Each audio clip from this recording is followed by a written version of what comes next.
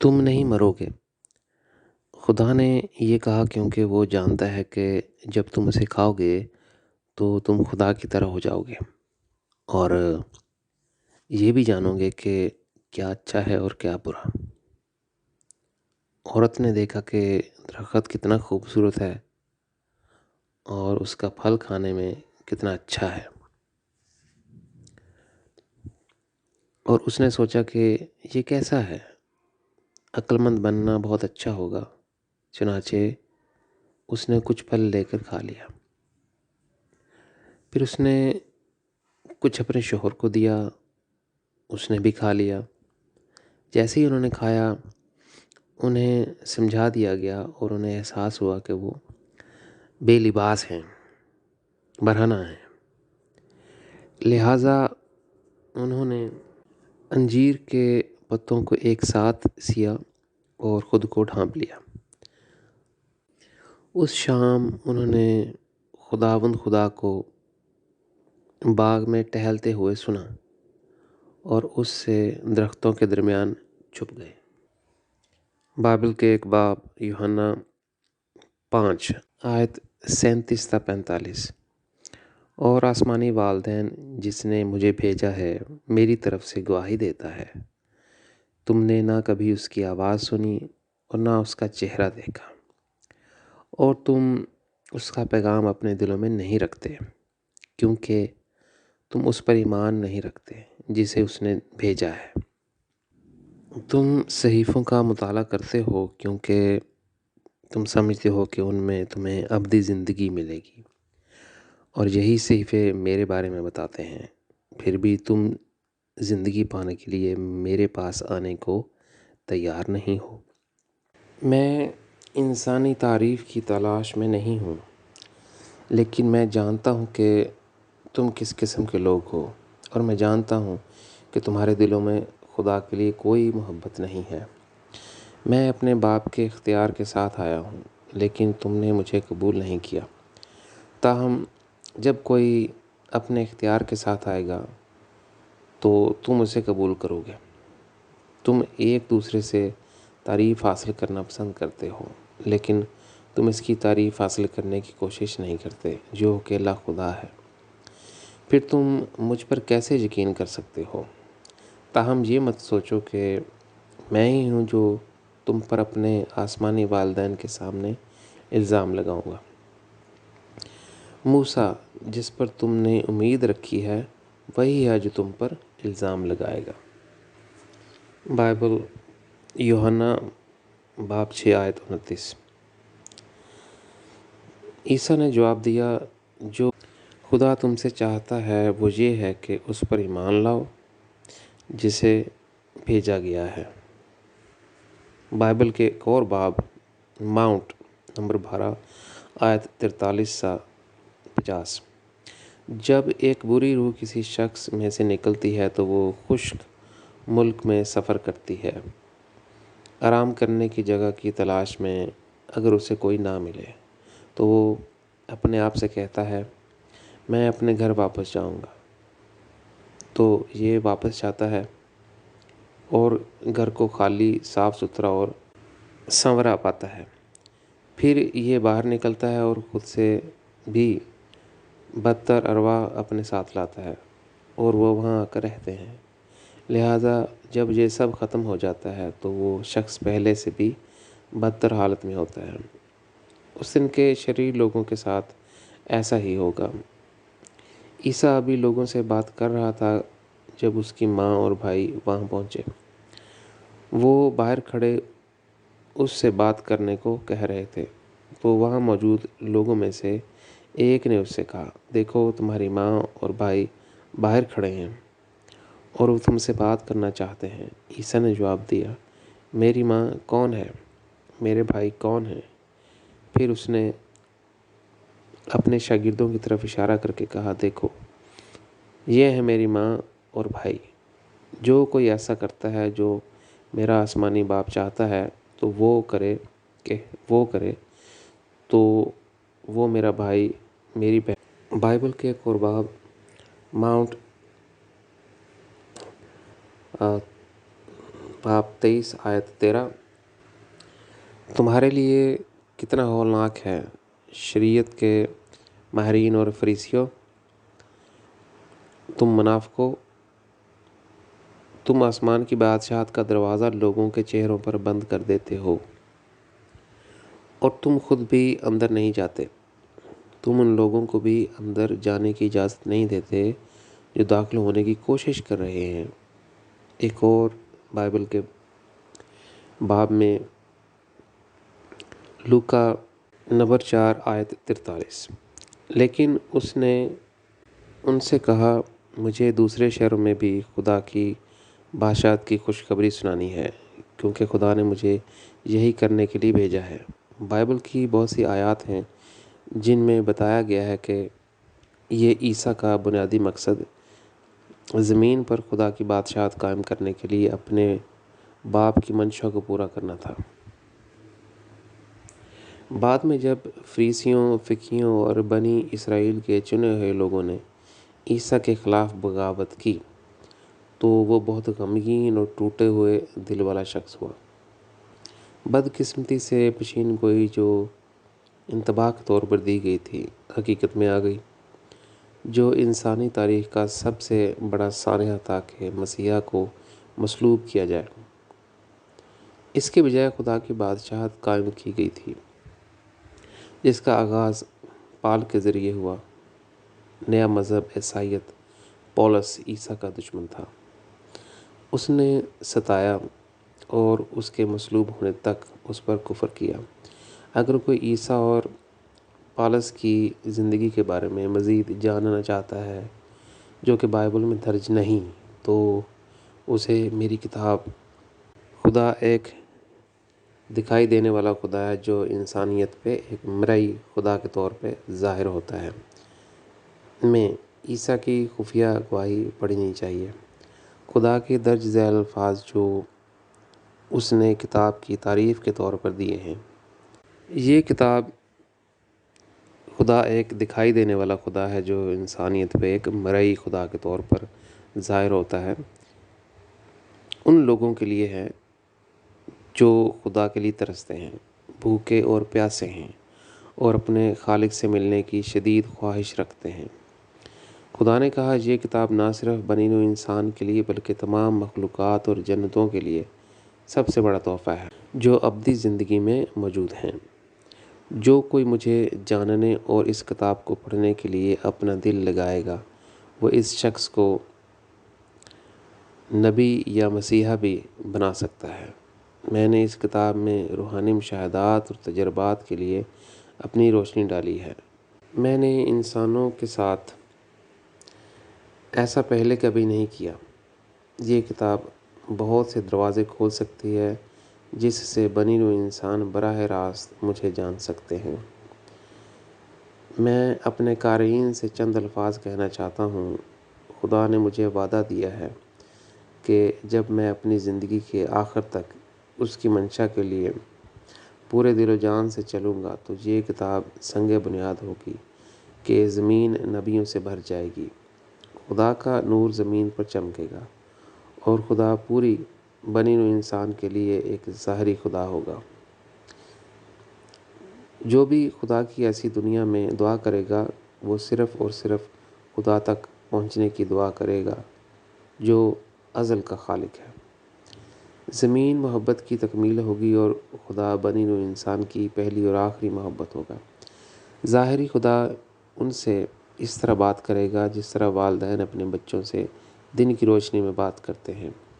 پھر کبھی اور نہ کبھی بنی نوع انسان زوال پذیر اور برائیوں کا شکار ہو جائے گا، اور کوئی مسیحا، کوئی نبی ایسا جرم اور غیر ذمہ دارانہ کام نہیں کرے گا کہ وہ ایسے الفاظ کہہ کر خدا کا راستہ روکے، جیسا کہ بائبل کے ایک باب میں درج ہے، یوحنا باب 14 آیت 6 تا 10۔ عیسیٰ نے اسے جواب دیا، میں راستہ، سچائی اور زندگی ہوں، کوئی نہیں میرے سوا آسمانی والدین کے پاس جاتا۔ جب تم جان چکے ہو، اس نے ان سے کہا، تم میرے آسمانی والدین کو بھی جانو گے اور اب سے تم اسے جانتے ہو اور تم نے اسے دیکھا ہے۔ فلپ نے اس سے کہا، خداوند ہمیں آسمانی والدین دکھاؤ، ہمیں بس یہی ضرورت ہے۔ عیسیٰ نے جواب دیا، میں ایک طویل عرصے سے تم سب کے ساتھ رہا ہوں، پھر بھی تم مجھے نہیں جانتے۔ فلپ، جس نے مجھے دیکھا ہے اس نے آسمانی والدین کو دیکھا ہے، پھر تم کیوں کہتے ہو ہمیں آسمانی والدین دکھاؤ؟ اے فلپس، کیا تم یقین نہیں کرتے کہ میں آسمانی والدین میں ہوں اور آسمانی والدین مجھ میں ہے؟ وہ باتیں جو میں نے تم سے کہی ہیں، عیسیٰ نے اپنے شاگردوں سے کہا، مجھ سے نہیں آتی۔ آسمانی والدین جو مجھ میں رہتا ہے اپنا کام خود کرتا ہے۔ یہی بات مشرق بعید کے انبیاء اور اولیاء پر بھی لاگو ہوتی ہے۔ مثال کے طور پر ہندو مانتے ہیں کہ کرشن خدا ہے اور بدھ مانتے ہیں بدھ خدا ہے۔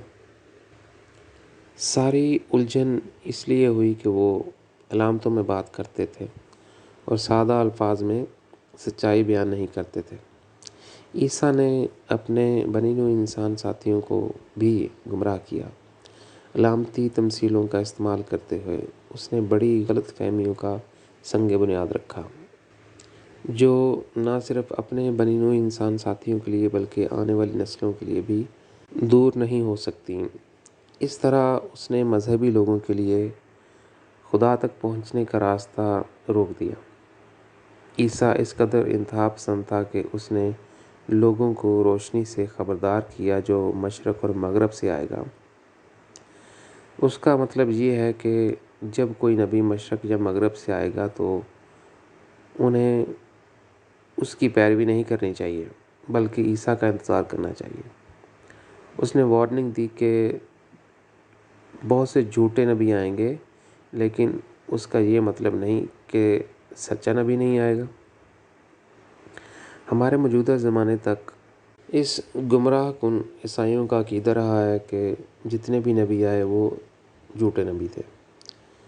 اس گمراہ کن پیش گوئی نے انہیں مکمل طور پر مصدور کر دیا۔ انہوں نے کسی اور پر یقین نہیں کیا بلکہ عیسیٰ کی واپسی کا انتظار کیا ہے۔ گمراہ کن پیشین گوئیاں جو نہ صرف بائبل میں پائی جاتی ہیں بلکہ دیگر کتابوں، قرآن اور مختلف فرقوں کے دیگر مذہبی اسکرپٹس میں بھی پائی جاتی ہیں، تقریباً پوری بنی ہوئی انسان کو اپنے آسمانی والدین کی طرف روحانی طور پر ترقی کرنے سے روک دیا ہے۔ اسلام میں بھی ہمارا یہی حال ہے۔ محمد نے یہ اعلان کر کے ایک ایسا مردہ انجام دیا کہ اس کے بعد کوئی نبی نہیں آ سکتا۔ اس نے یہاں تک واضح کیا کہ اگر اس کے بعد کبھی کوئی نبی آئے گا تو وہ صرف عمر ہی ہو سکتا ہے، جو اس کا پیروکار اور ابو بکر کے بعد دوسرا جانشین تھا۔ محمد نے مکمل طور پر انکار کیا کہ کوئی بھی نبی اس کے بعد نہ آ سکتا ہے اور نہ خدا کے ساتھ بات چیت کر سکتا ہے۔ اس نے اپنی زندگی میں انتہا پسندی اور جنونیت کو عملی جامہ پہنایا۔ یہ کسی ایسے شخص کو قتل کرنے سے پیچھے نہیں ہٹا جس نے نبی ہونے کا دعویٰ کیا ہو، اگر وہ دباؤ میں آ کر خاموش رہنے اور اس کے بارے میں ایک لفظ بھی نہ کہنے پر آمادہ نہ ہو۔ محمد کے پہلے جانشین ابو بکر نے اس کی مثال کی پیروی کی اور ہر اس شخص کو جس نے نبی ہونے کا دعویٰ کیا اپنی فوج کے ذریعے قتل کر دیا۔ پھانسیاں جو محمد کے زمانے میں رائج تھیں، ایک مضبوطی سے مجسم بری اور مہلک روایت کی شکل اختیار کر چکی ہیں، جس کی آج تک قدامت پسند اسلامی ممالک سختی سے پابندی کر رہے ہیں۔ تمام مسلمانوں کا ماننا ہے کہ ایسا ہی ہونا چاہیے، چنانچہ یہ ایک افسوسناک حقیقت ہے کہ 12,000 صوفی خاموش رہے، یہاں تک کہ وہ خدا سے ملے اور نبی بن سکتے تھے، کیونکہ اگر وہ نبی ہونے کا دعویٰ کرتے تو اسلام کے اندر انہیں موت کا سامنا کرنا پڑتا۔ آپ پوچھ سکتے ہیں کہ کیا یہ ہرگز ممکن ہے کہ آخری کوئی نبی یا مسیح آ جائے؟ محمد کو 1500 سال گزر چکے ہیں اور آج ہم 21ویں صدی میں رہ رہے ہیں۔ تمام مذہبی بیڑیوں اور فرقوں کے دباؤ کے باوجود ان میں سے کوئی بھی خدا کے لیے رسول کی آمد کو ہمیشہ کے لیے نہیں روک سکتا، کیونکہ نابینا لوگوں کا گروہ کسی بچے کو نہیں روک سکتا جو ان میں سے پیدا ہوگا اور جو دیکھنے کے قابل ہوگا۔ اس سے کوئی فرق نہیں پڑتا کہ وہ کب تک اس سے یہ مان کر بات کرتے رہیں گے کہ نہ دیکھنا بہتر ہے۔ یہ کبھی کسی اندھے عقیدے کا پابند نہیں ہوگا، کیونکہ یہ اپنی منفرد صلاحیتوں سے واقف ہے۔ اس کتاب کا مصنف تمام مستقبل کی جانب سے مثالی اور انبیاء اس کے برعکس ظاہر کرتا ہوں۔ کوئی بھی ہمارے آسمانی باپ کی الہی سچائی کو ہمیشہ کے لیے روک نہیں سکتا۔ میں اسلام میں پیدا ہوا، ایک انتہائی قدامت پسند ملک میں جہاں مذہبی طور پر حکومت کی جاتی ہے۔ بہرحال میں نے خدا کے فضل سے اپنے آپ کو مروجہ مذہبی زنجیروں سے آزاد کر لیا ہے، چاہے مجھے اپنی جان بچانے کے لیے یورپ ہی کیوں نہ رہنا پڑے۔ پہلے ہی 6 سال کی عمر میں میں جنتوں میں پرواز کر رہا تھا۔ 12 سال کی عمر میں فرشتے مجھے خدا کے پاس لے آئے۔ 16 سال کی عمر میں خدا نے مجھے اپنے ملک، مذہب اور روایت کو پیچھے چھوڑنے کو کہا۔ بعد میں خدا نے مجھ سے کہا کہ میں صرف ایک نبی اور مسیح نہیں ہوں، بلکہ میں اس کا دل ہوں جو انسانوں کو بتائے گا کہ خدا اپنے بچوں کے بارے میں کیسا محسوس کرتا ہے۔ اگر میں اپنے لب کھول کر بتاتا کہ خدا نے میرے اسلامی ملک میں مجھ پر کیا نازل کیا ہے، یہ میری زندگی کا آخری دن ہوتا۔ ایک طویل سفر کے بعد میں یورپ پہنچا، کیونکہ جرمنی خدا کی برگزیدہ قوم ہے۔ چونکہ میں نے اپنی کتاب خدا ایک دکھائی دینے والا خدا ہے جو انسانیت پہ ایک مرئی خدا کے طور پہ ظاہر ہوتا ہے، میں 2000 میں شائع کیا اور اعلان کیا کہ میں کون ہوں۔ میرے لیے تمام اسلامی دروازے بند ہیں اور میں ان کی بلیک لسٹ میں ہوں۔ جرمنی میں کئی بار انتہا پسند اور جنوبی مسلمانوں نے مجھے مارنے کی کوشش کی، تاہم خدا نے میری جان بچائی۔ آج میں میڈیا کے ذریعے اسلام کے نقاد اور خود ساختہ پیغمبر کے طور پر جانا جاتا ہوں، اور جرمنی میں ٹی وی میڈیا نے کئی بار لکھا کہ میں ایک نبی یا مسیحا ہوں جو خیالی پہاڑوں میں خدا سے ملا۔ یہ آپ پر منحصر ہے کہ آپ اپنی رائے رکھیں، کیونکہ یہ صرف آپ کی اپنی روحانی ترقی کے مرحلے کا اظہار ہے۔ یہاں تک کہ میڈیا بھی میرے بارے میں توہین آمیز، امتیازی سلوک یا کسی اور طنزیہ انداز میں لکھ سکتا ہے، کیونکہ وہ اپنی گردش کو بہتر طریقے سے بیچنے کے لیے معاشی دباؤ میں ہے۔ مجھے اس کی پرواہ نہیں ہے۔ بنیادی حقیقت یہ ہے کہ میں خدا کو چاہتا ہوں۔ میں اس سے متعدد بار ملا ہوں اور اس نے مجھے زمین پر اپنی بادشاہت بنانے کے لیے بلایا ہے۔ میں اس کا ابدی دل ہوں گا، کیونکہ میں اپنے باپ کے دل کو بنی نوع انسان ساتھیوں سے ظاہر کرتا ہوں۔ میں اپنے آسمانی والدین کے دکھ، اداسی، ٹوٹا ہوا دل اور اپنے بچوں کے بارے میں وہ کیسا محسوس کرتا ہے، میں اس میں شریک ہوں۔ میں خدا کے بارے میں ایسے مشاہدات اور تجربات کا انکشاف کرتا ہوں جو کبھی کسی نبی یا مسیح نے بنی نوع انسان کے ساتھ شیئر نہیں کیا۔ اب ہم ایک نئے باب میں آ گئے ہیں، ہندوازم، خدا کے بغیر مذہب۔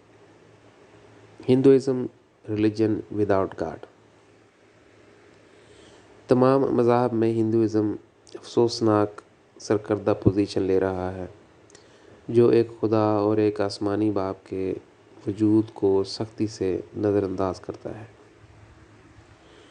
اور اس کی شناخت کو الجھا دیتا ہے۔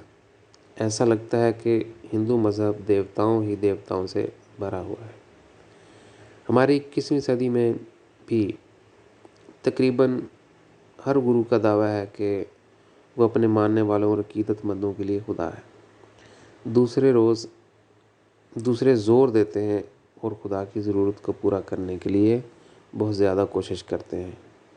21ویں صدی میں درج ذیل جملہ گروؤں میں بہت عام اور مشہور ہے: خدا موجود نہیں ہے، صرف الوہیت موجود ہے۔ دو اور بہت سے عام جملے ہیں جو خود شناسی کو ظاہر کرتے ہیں کہ ایک گرو مانتا ہے کہ وہ خدا ہے، اور جملے یہ ہیں: میں خدا ہوں، تم خدا ہو، لیکن میں نے محسوس کیا کہ میں خدا ہوں، میں اپنے بندوں کی دعا کا جواب ہوں۔ اس کا مطلب ہے خدا زندہ نہیں ہے، صرف انسان زندہ ہیں، اس لیے وہ خدا بن سکتے ہیں۔ وہ یہ بھی کہتے ہیں معاشرہ اس وقت تک آگے نہیں بڑھ سکتا جب تک خدا کی ضرورت موجود ہے۔ ان کے خیالات ان کے عقیدے میں اے سے زیڈ تک بہت گہرے ہیں۔ ان کا کہنا ہے کہ سب سے پہلے خدا برہما نے کائنات بنائی، لیکن اس سے کوئی تعلق نہیں ہے۔ دوسرے خدا وشنو نے ہر چیز کا خیال رکھا اور وہ جانتا ہے کہ کائنات کیسے کام کرتی ہے۔ خاص بات یہ ہے کہ تیسرا دیوتا شیوا، جو دوسرے دو دیوتاؤں سے زیادہ طاقتور اور شکتیمان ہے، موت کا مالک ہے۔ وہ تمام گرو، یہاں تک کہ وہ دعویٰ کرتے ہیں کہ وہ بھگوان ہیں، انہیں عام لوگوں کی طرح بیت الخلاء جانا پڑتا ہے۔ وہ بیمار ہو جاتے ہیں، انہیں دوسرے انسانوں کی طرح بدنصیبی، حادثات اور اتار چڑھاؤ کا سامنا کرنا پڑتا ہے۔ ان کا ایمان اور وہ جو کچھ بھی کہتے ہیں انہیں 100% ان کے زوال کی طرف لے جاتا ہے۔ آخرکار وہ عام انسانوں کی طرح مر جاتے ہیں۔ مرنے سے پہلے وہ اپنے ایمان والوں کے لیے یہ کہہ کر سب سے برا جھوٹ چھوڑ دیتے ہیں کہ میں کچھ نہیں اور میں ہی سب کچھ ہوں۔ ایک اور الجھا دینے والا بیان جو وہ دیتے ہیں وہ یہ ہے: خدا آزاد بنیادوں پر موجود نہیں ہے، وہ ہم میں رہتا ہے۔ گروؤں کے بارے میں آخری تعریف میں آپ کو گرو کبیر کے الفاظ سے دیتا ہوں، جس نے خدا کی قدر کا انکار کیا۔ اس نے کہا، خدا جنگل کا ایک علامتی نام ہے۔ جب آپ جنگل میں داخل ہوتے ہیں تو ہر طرف درخت ہوتے ہیں، لیکن جنگل کہاں ہے؟ درختوں کے مجموعے کا مطلب جنگل ہے۔ اسی طرح انسان تو سب ہیں مگر خدا کہاں ہے؟ اس کا مطلب ہے کہ انسانیت کی کلیت خدا ہے، بالکل اسی طرح جیسے جنگل کی مثال ہے۔ اب ہم اگلے باب میں آ گئے ہیں: عیسیٰ کا جرم، دی کرائم آف جیسس۔ انسانی تاریخ کے 4000 سال کے دوران خدا اور جنتوں نے مسیحا کی بنیاد تیار کی ہے۔ مشرق بعید میں بھی بدھ مت، کنفیوشزم اور ہندو مت کے معنی ان کی ضبط اور اخلاقی اقدار سے بہت آگے ہیں۔ تمام تیاریاں عیسیٰ کے لیے تھیں۔ جب اس نے اپنا مشن شروع کیا تو اسے تمام مشاہدات، تجربات اور پوری الہی سچائی کو ظاہر کرنا چاہیے تھا، جو اسے خدا اور جنتوں سے ملی ہے۔ یہ اس کی کامیابی کی کلید تھی۔ یہ سب سے بڑا جرم تھا جب عیسیٰ نے بنی اسرائیل کے چنے ہوئے لوگوں کا یہ کہہ کر فیصلہ کیا کہ وہ اس پر ایمان نہیں لائیں گے اور خدائی سچائی کو نہیں سمجھیں گے۔ یوحنا میں آپ پڑھ سکتے ہیں: यूहन्ना बाब 3 आयत 11-12। मैं तुमसे सच कह रहा हूँ, हम वही कहते हैं जो हम जानते हैं और गवाही देते हैं जो हमने देखा है, फिर भी तुम में से कोई हमारा पैगाम कबूल करने को तैयार नहीं। जब मैं तुम्हें दुनिया की बातें बताता हूँ तो तुम मेरा यकीन नहीं करते, फिर जब मैं तुम्हें आसमानी चीज़ों के बारे में बताऊँगा तो तुम मुझ पर कैसे यकीन करोगे। उसने उसे पटड़ी से हटा दिया और उसके मिशन को गलत रास्ते पर ले गया। इस लम्हे में वो इस बात से वाकिफ़ नहीं था कि खुदा ने उसे मसीहा के तौर पर बुलाया है ताकि वो बनी हुई इंसान को वो सब कुछ बताए जो वो खुदा के बारे में जानता है, वो भी आने वाली नस्लों की खातिर। ये ज़मीन पर खुदा की बादशाहत को ख़ातिर ख्वाह तामीर करने की चाबी थी। ये बिल्कुल सच है कि ईसा ने खुदा को मुतअद्दिद मौक़े पर देखा और मुख्तलिफ़ ऊँची जन्नतों में, बाला जन्नतों में जहाँ उसने सफ़र किया, बिल्कुल मेरी तरह खुदा के बारे में मुतअद्दिद मुशाहिदात और तजर्बात भी हुए। नोट: बाला तरीन और आला तरीन जन्नतें फिरदौस के जहानों से कहीं बुलंद हैं। फिरदौस में सफ़ेद रोशनी वाली अरवाह के लिए सिर्फ़ मुतनासिब तरक्की के मराहिल हैं। इस बारे में मज़ीद मालूमात आप मेरी किताबों से हासिल कर सकते हैं, जिसमें मेरी एक किताब खुदा एक दिखाई देने वाला खुदा है जो इंसानियत पे एक मरई खुदा के तौर पे ज़ाहिर होता है। एक और किताब हम कलामी खुदा, इबलीस और आसमानी मखलूक़ात, और इसके अलावा सच्चे लम्हात खुदा के साथ। खुदा के तालिब को ये वेबसाइट को ज़रूर चेक करना चाहिए, www.khanverlag.de।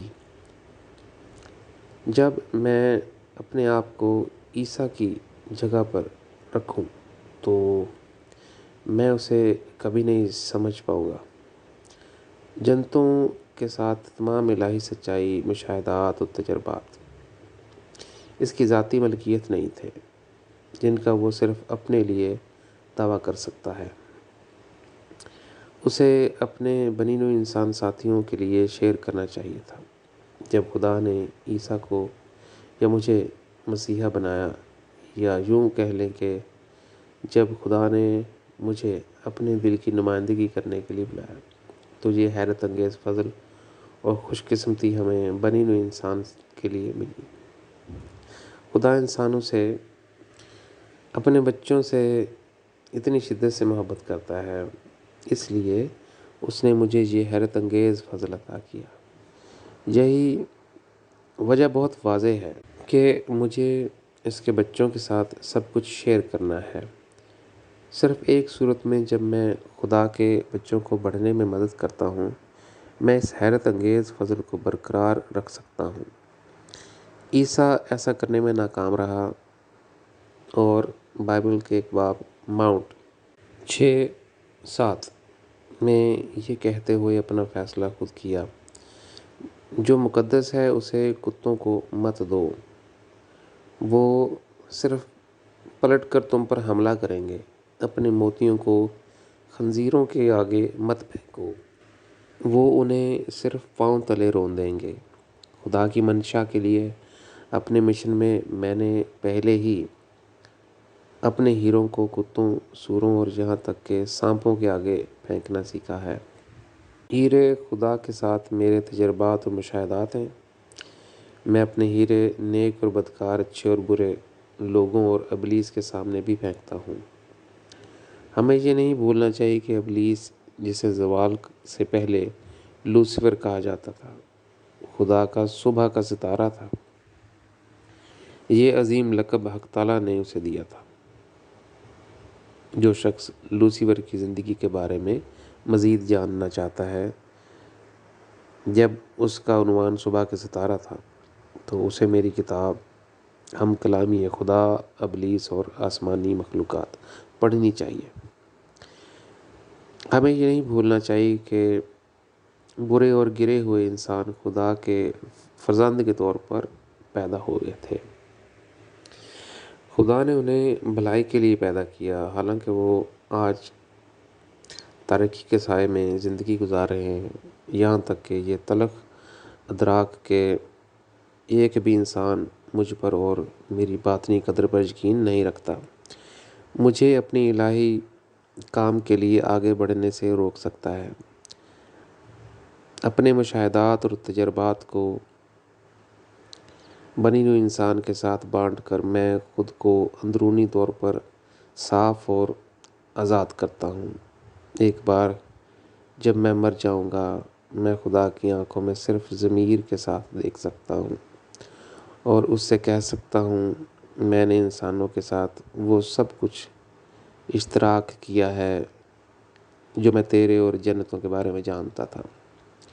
میری روح ہمیشہ کے لیے اس بوجھ سے آزاد رہے گی، کیونکہ میں جو کچھ جانتا ہوں وہ سب اشتراک کر سکتا ہوں۔ عیسیٰ کو روحانی دنیا میں بہت زیادہ بوجھ اٹھانا پڑتا ہے، کیونکہ وہ تقریباً پوری الہی سچائی اور خدا کے ساتھ تمام مشاہدات اور تجربات اپنے ساتھ لے گیا تھا۔ اس نے انہیں بنی نوع انسان ساتھیوں کے ساتھ شیئر نہیں کیا۔ اس وقت خدا اس سے خوش نہیں ہے، حالانکہ خدا نے اسے معاف کر دیا ہے، لیکن جنتیں اس سے خوش نہیں ہیں۔ وہ فردوس کی ترقی کے مراحل میں رہ رہا ہے۔ بار بار اسے عیسائیوں کے نچلے اور درمیانی جہانوں میں اس کے ساتھ سچائی کا اشتراک کرنے کے لیے جانا پڑتا ہے، جو اس نے زمین پر ظاہر نہیں کیا تھا۔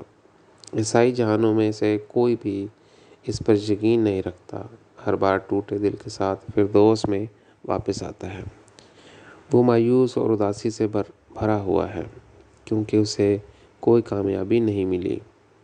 میں یہ خدا کے اختیار اور طاقت کے ساتھ کہہ رہا ہوں، کیونکہ میں خدا کے پاس، اپنے آسمانی باپ کے پاس جاتا ہوں، اور میں جانتا ہوں کہ میں کیا بات کر رہا ہوں۔ اس بار پھر اگر کوئی یہ جاننا چاہتا ہے کہ عیسائیوں کے جہانوں میں عیسیٰ کے ساتھ مزید کیا ہوتا ہے، تو اسے میری کتابیں خدا ایک دکھائی دینے والا خدا ہے جو انسانیت پہ مرئی خدا کے طور پہ ظاہر ہوتا ہے، اور ایک اور کتاب سچے لمحات خدا کے ساتھ کو پڑھنا چاہیے۔ وہ روحانی دنیا میں عیسیٰ کے بارے میں بہت سے حیران کن اور تکلیف دہ سچے حقائق کو جان سکے گا۔ اب ہم اگلے باب میں آ گئے ہیں، خدا کے ساتھ کمال کا کیا مطلب ہے؟ What means perfection with God؟ عیسیٰ کے درج ذیل بیان کو آسان بنانے کے لیے اس باب سے رجوع کریں۔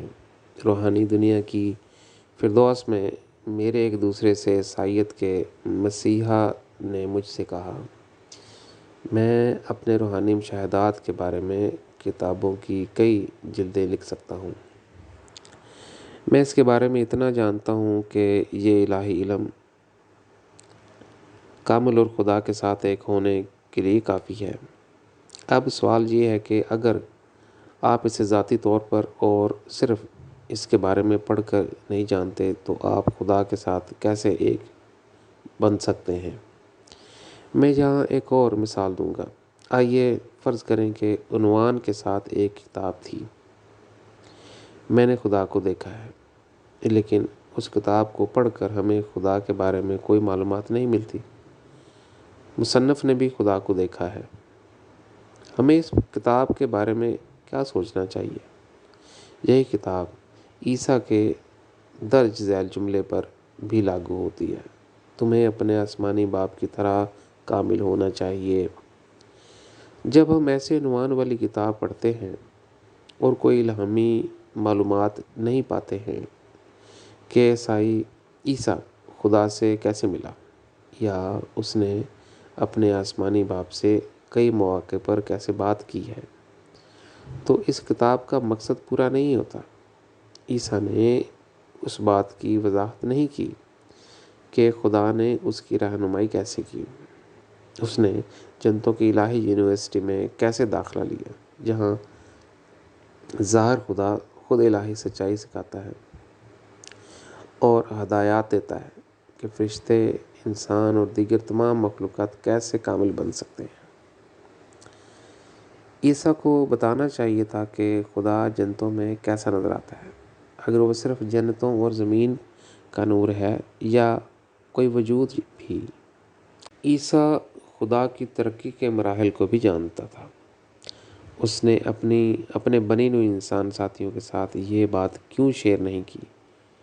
میں لفظ فخر استعمال کرنا ناپسند کرتا ہوں، لیکن مجھے کہنے دیں، مجھے فخر ہے کہ میں نے اپنی کتاب میں اپنے آسمانی باپ کی ترقی کے مراحل کے بارے میں انکشاف کیا ہے۔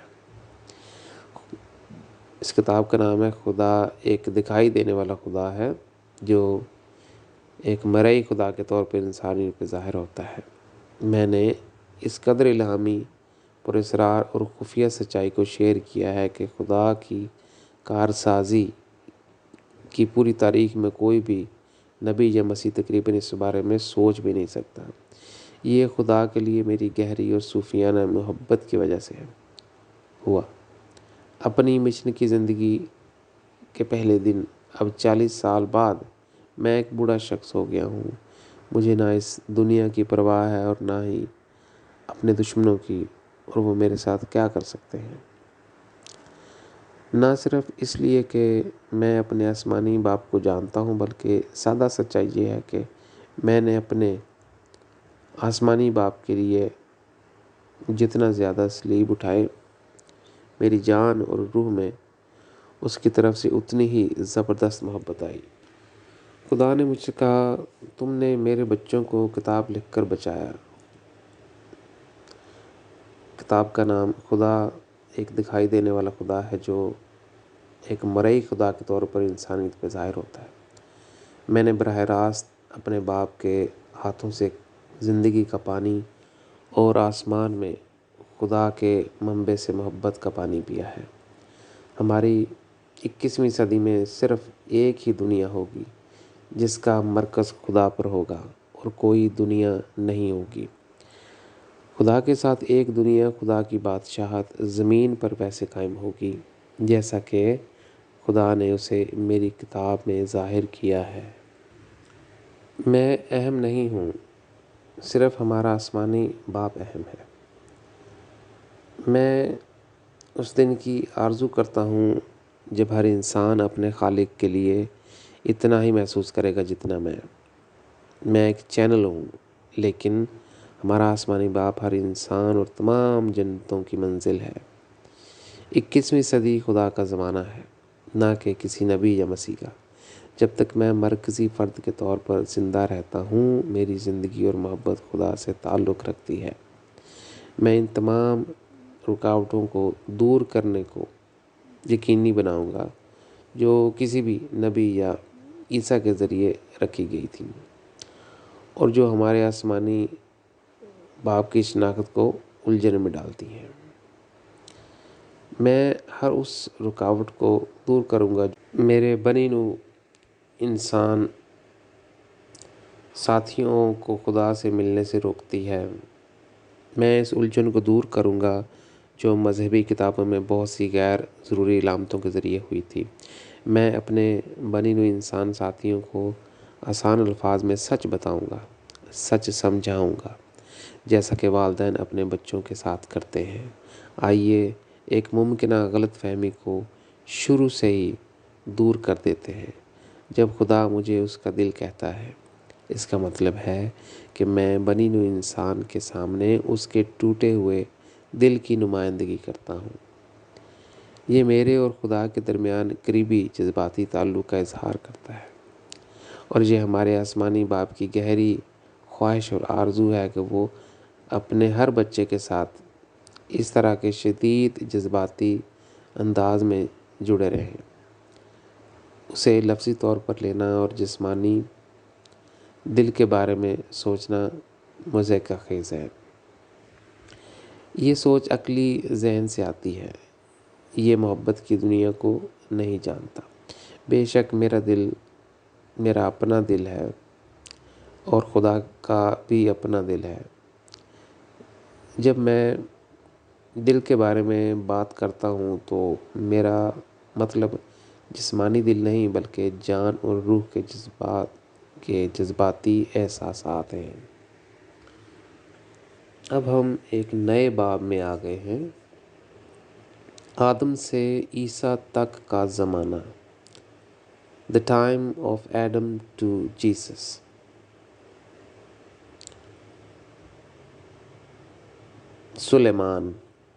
سالمن، جیسا کہ ہم جانتے ہیں، خدا نے آخری 6000 سال کی تاریخ کے آغاز میں خدا کی بادشاہت کی تعمیر کے لیے آدم کو پہلے مسیحا کے طور پر چنا۔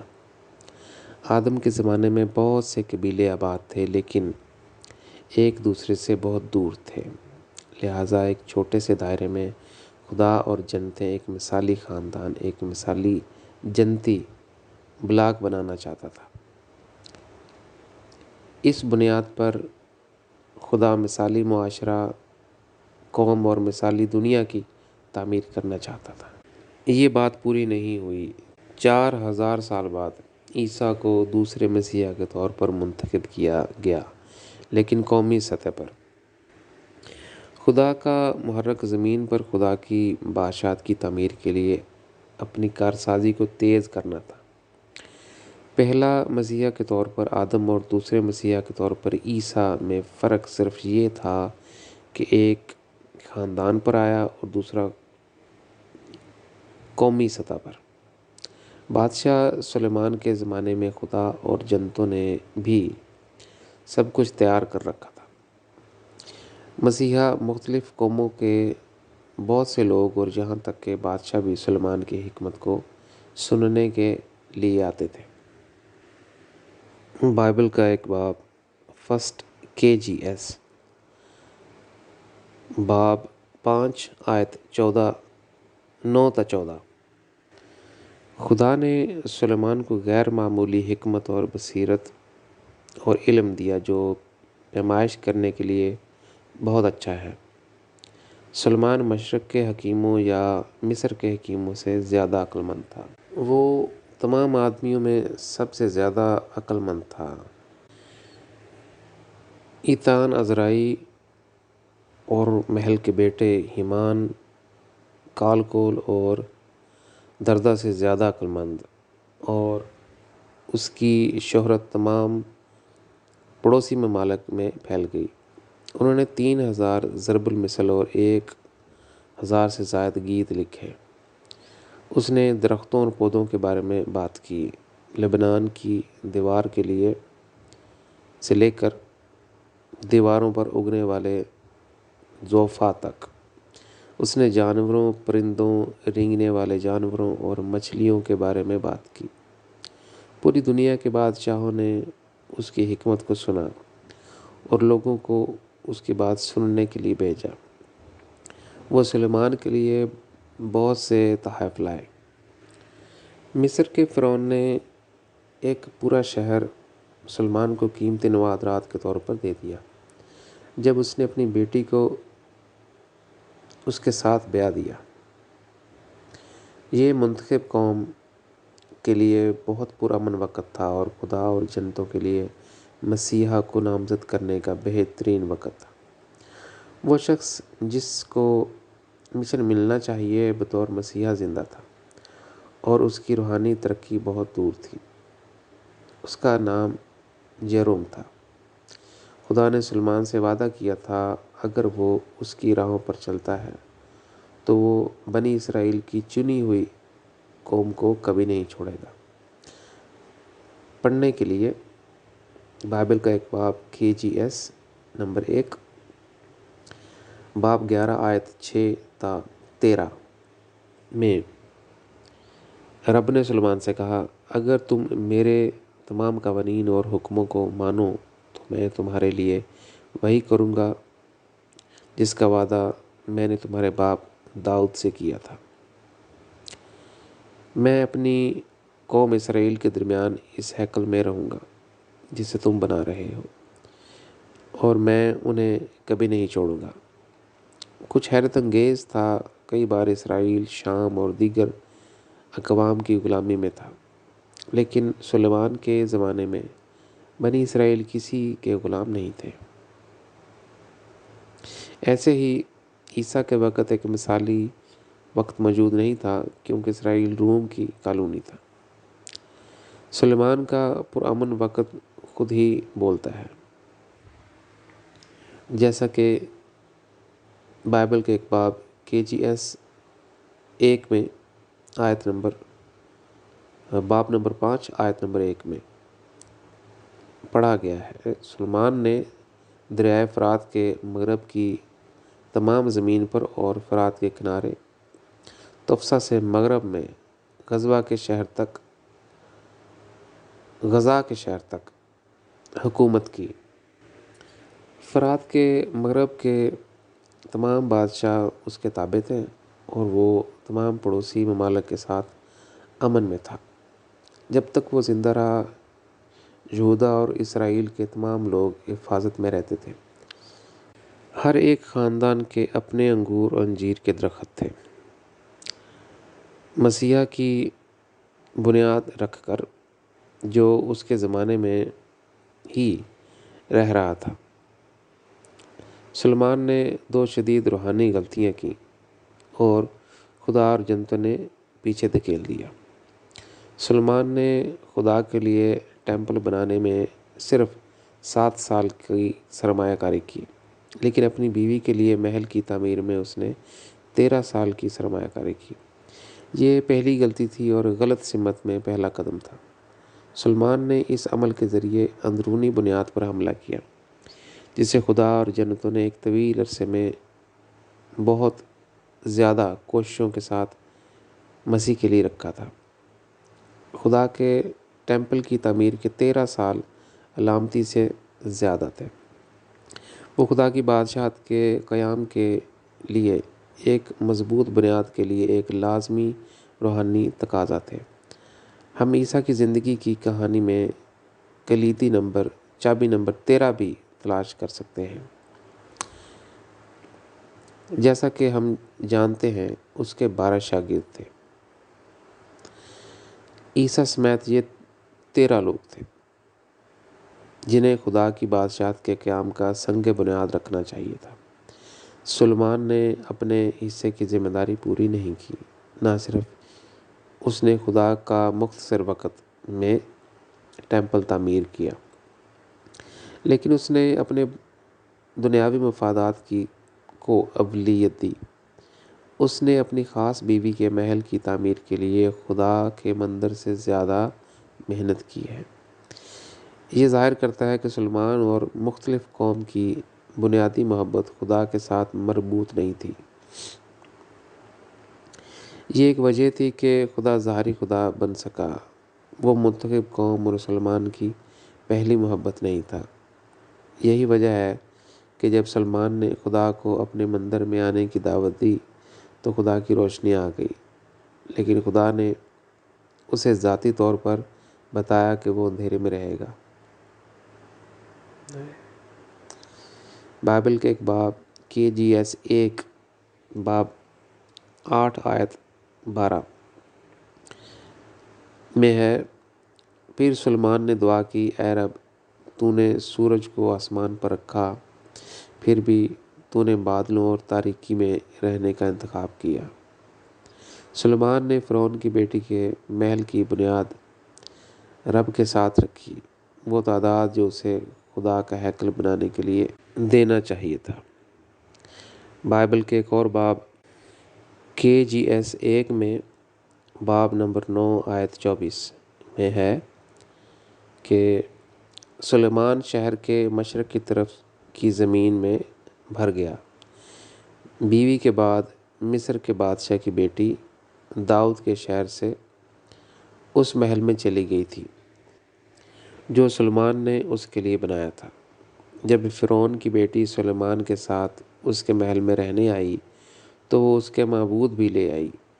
یہ خدا اور جنتوں کے لیے ایک المیہ تھا کہ سلیمان نے ایک غلط فیصلہ کیا اور اس نے اپنی مختلف بیویوں کے بے شمار خداؤں کی پوجا شروع کر دی۔ یہ وقت مسیحا کے لیے بہت مثالی تھا کہ وہ اپنے خدا کی بادشاہت کے مشن کا اعلان کریں۔ تمام قومیں بادشاہ سلیمان کو دیکھنے کے لیے ترس رہی تھیں، جیسا کہ ہم پڑھ سکتے ہیں بائبل کے ایک باب KGS 1 میں، باب نمبر 10 آیت 23-24۔ بادشاہ سلیمان کسی دوسرے بادشاہ سے زیادہ امیر اور سمجھدار تھا اور ساری دنیا آنا چاہتی تھی اور اس حکمت کو سننا چاہتی تھی جو خدا نے اسے دی تھی۔ سلیمان یوحنا بپتسمہ دینے والے کی حیثیت میں تھا کہ وہ مسیحا کے لیے راہ تیار کرے۔ جیرومی چنے ہوئے مسیحا سلیمان کے زمانے میں انتہائی غریب زندگی گزار رہا تھا، یہاں تک کہ اس نے ہیکل سلیمانی کی تعمیر میں حصہ لیا اور کام کیا۔ جب سلیمان نے خدا کے لیے ہیکل بنایا، پھر بھی عام آدمی کے طور پر وہ عیسیٰ کی طرح نامعلوم تھا، جو ایک بڑھئی تھا۔ سلیمان اسرائیل میں یوحنا بپتسمہ دینے والے کی طرح ایک معروف شخص تھا، جس کی بنیاد انبیاء اور اس نے خود نے رکھی تھی۔ سلیمان کو برگزیدہ قوم کے لیے پرامن ماحول لانے کے لیے مرکزی کردار ادا کرنا چاہیے تھا۔ منتخب قوم دوسری قوموں کے درمیان آزادانہ طور پر موجود تھی۔ سلیمان کی حکمت کی وجہ سے تمام بادشاہوں اور تمام دنیا کی نظریں اس قوم پر تھیں، لیکن سلیمان نے چند غلطیوں سے مسیحا کی بنیاد کو تباہ کر دیا۔ 2500 سالوں میں خدا اور جنتوں نے جو بنایا اور تیار کیا، سلیمان نے تھوڑے سے وقت میں تباہ کر دیا۔ سلیمان نے نہ صرف فرعون کی بیٹی کے دیوتاؤں کی، بلکہ اس کی خوبصورت بیویوں کے تمام دیوتاؤں کی بھی پوجا شروع کر دی۔ اسے ان سے اتنا پیار ہو گیا تھا کہ انہوں نے اس کے دل کو اصل اور حقیقی خدا سے دور کر دیا۔ بائبل کا ایک باب KGS 1 باب نمبر 1 آیت 10 اور 11۔ سلیمان بہت سی غیر ملکی عورتوں سے محبت کرتا تھا، مصر کے بادشاہ کی بیٹی کے علاوہ۔ اس نے مواب، امون، ادوم اور سیدا کی حتیٰ عورتوں سے شادی بھی کی۔ اس نے ان سے شادی کی، حالانکہ خداوند نے خدا کی طرف سے بنی نوح اسرائیل کو حکم دیا تھا کہ وہ ان لوگوں سے شادی نہ کرے، کیونکہ وہ بنی اسرائیل کو دوسرے معبودوں کے ساتھ وفاداری کرنے پر مجبور کریں گے۔ سلیمان نے 700 شہزادیوں سے شادی کی اور اس کی 300 لونڈیاں بھی تھیں۔ انہوں نے اسے خدا سے برگشتہ کر دیا اور اس وقت تک وہ بوڑھا ہو گیا تھا، جس نے اسے اجنبی معبودوں کی عبادت کرنے پر مجبور کر دیا تھا۔ وہ اپنے خدا کا وفادار نہ رہا، جیسا کہ اس کا باپ داؤد تھا۔ اس نے سیدا کی دیوی اسارتے اور امون کے مکرو دیوتا مولک کی پوجا کی۔ اس نے خداوند کے خلاف گناہ کیا اور اس کے ساتھ سچا نہ تھا، جیسا کہ اس کا باپ داؤد تھا۔ یروشلم کے مشرق میں پہاڑ پر اس نے مواب کے مکرو دیوتا کموش کی عبادت کرنے کے لیے ایک جگہ اور امون کے مکرو بادشاہ مولک کی عبادت کرنے کے لیے ایک جگہ بنائی۔ اس نے عبادت گاہیں بھی بنائیں جہاں اس کی تمام غیر ملکی بیویاں اپنے دیوتاؤں کے لیے بخور اور دیگر قربانیاں جلا سکتی تھیں۔ حالانکہ خداوند اسرائیل کے خدا کی طرف سے سلیمان پر 2 بار ظاہر ہوا تھا اور اسے حکم دیا تھا کہ وہ اجنبی معبودوں کی پرستش نہ کرے۔ سلیمان نے خداوند کا کہنا نہیں مانا بلکہ اس سے منہ موڑ لیا۔ اس لیے رب سلیمان سے ناراض ہوا۔ سالمون نے مسیحا کی بنیاد کو بالکل اسی طرح تباہ کر دیا جس طرح یوحنا بپتسمہ دینے والے نے عیسیٰ کے وقت۔ یہی وجہ تھی کہ خدا سلیمان سے ناراض تھا۔ جیسا کہ میں نے پہلے کہا، خدا کے حکم میں غلطیاں صرف چند سیکنڈوں میں ہوتی ہیں، لیکن صدیوں تک بنی نوع انسان کو اس کا بدلہ چکانا پڑا۔ جیرومی ایک ایسی ہی کہانی آدم کے خاندان کی طرح سلیمان کے زمانے میں بھی پیش آئی۔ جیسے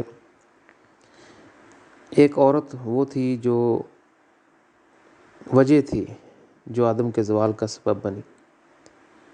جیرومی کو اس وقت مسیحا بننے کے لیے چنا گیا تھا۔ اس نے عام زندگی گزاری۔ اس کی زندگی میں پیچیدگیاں آئیں کیونکہ وہ اپنے خاندان سے بہت زیادہ متاثر تھا۔ خدا کی بات سننے اور مسیحی مشن کی بنیاد کے لیے اپنے خاندان کے افراد کو تعلیم دینے کی بجائے اس نے ان کی خواہش پر عمل کرنا شروع کر دیا۔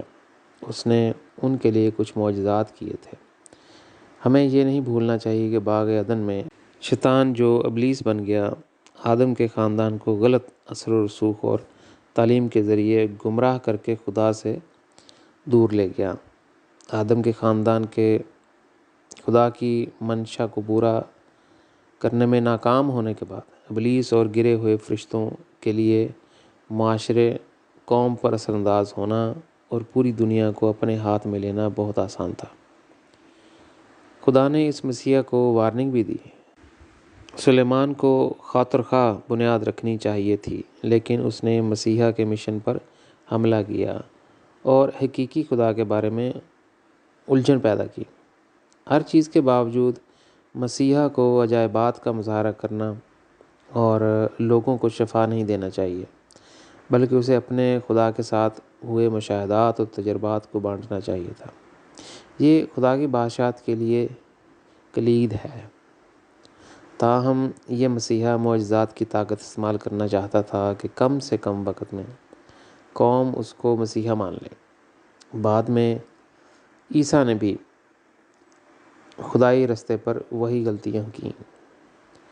مسیحا جیرومی نے جو سب سے سنگین غلطی کی وہ یہ تھی کہ اسے ایک عورت سے پیار ہو گیا جسے اس کا مثالی ساتھی بننا چاہیے تھا، اس کو تعلیم دینے کی بجائے کہ خدا کی بادشاہت کیسے قائم ہوگی۔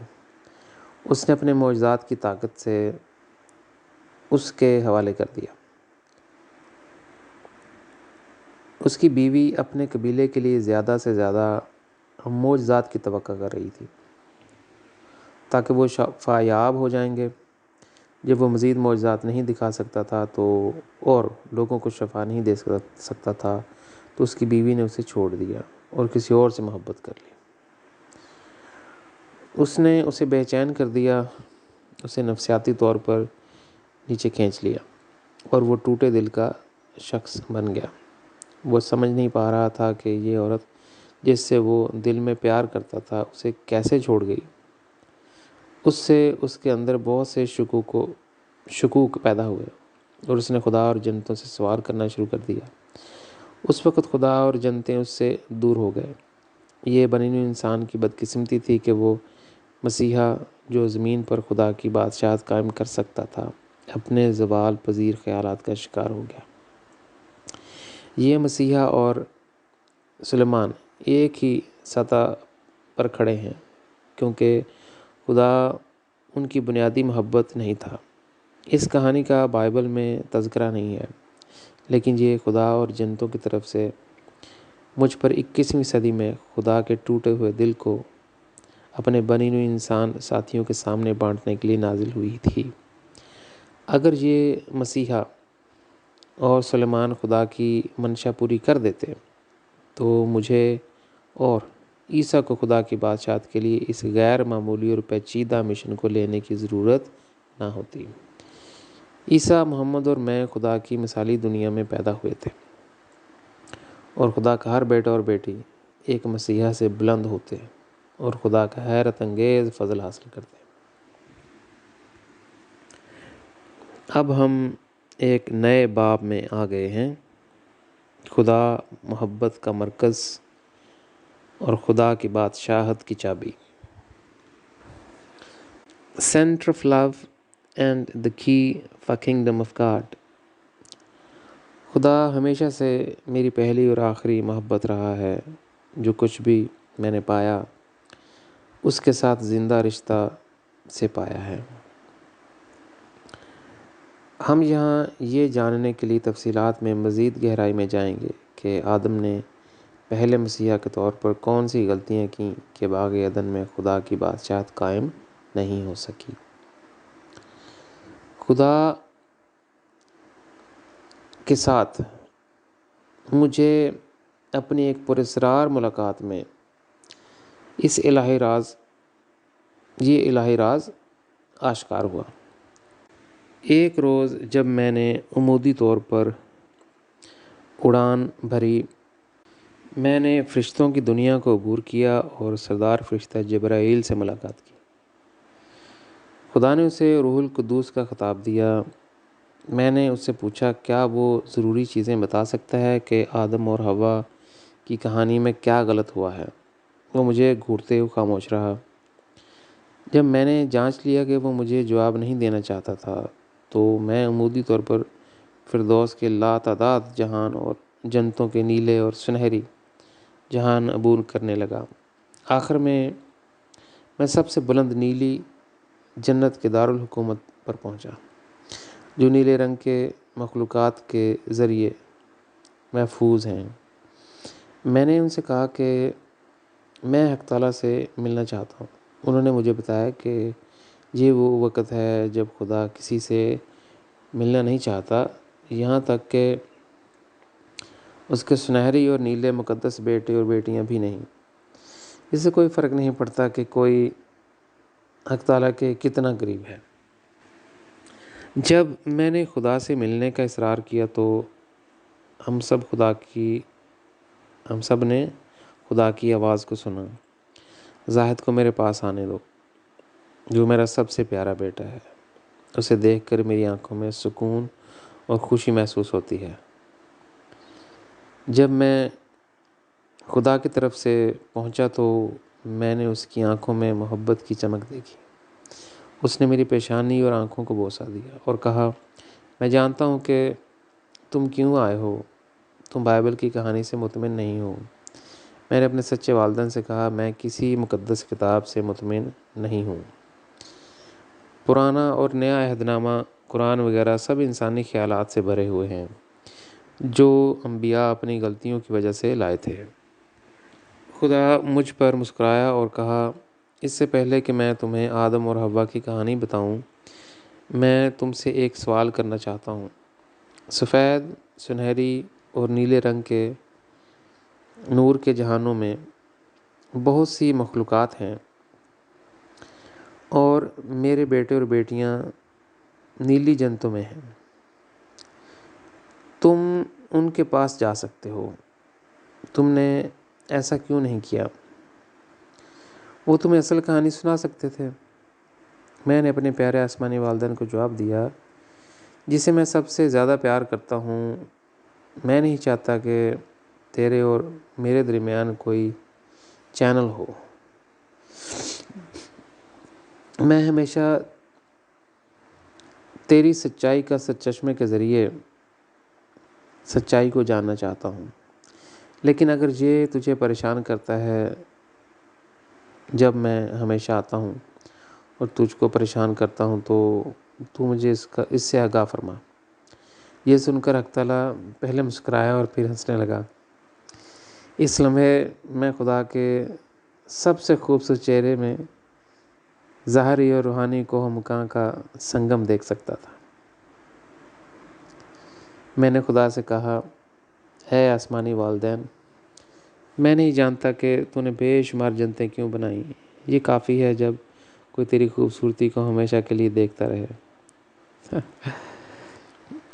ایک دن جب انسان